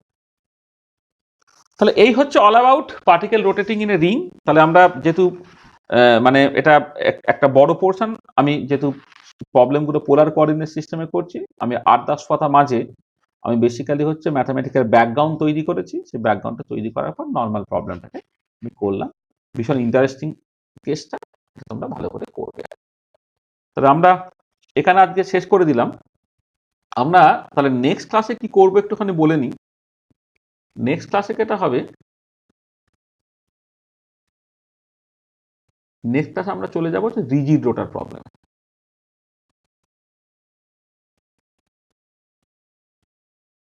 রিজিড রোটার প্রবলেমে আমরা চলে যাবো নেক্সট ক্লাস। হ্যাঁ, এই রিজিড রোটার প্রবলেম, সেইটা কেমন করে তুমি এক্স্যাক্টলি কোয়ান্টাম মেকানিক্যালি সলভ করবে, এর এক্স্যাক্ট সলিউশনটা আমাদের সিলেবাসে নেই, কিন্তু আমরা ওই শোরিঞ্জার ইকুয়েশনটাকে তৈরি করে সেখান থেকে সেপারেশন করে সেখান থেকে যে এনার্জিটা পাচ্ছি সেই এনার্জি নিয়ে ডিসকাশন, এই পার্টটা কিন্তু আমরা নেক্সট ক্লাসে করতে পারি। এইখানে আমরা রেখে দিচ্ছি, এন্ড অফ ডে।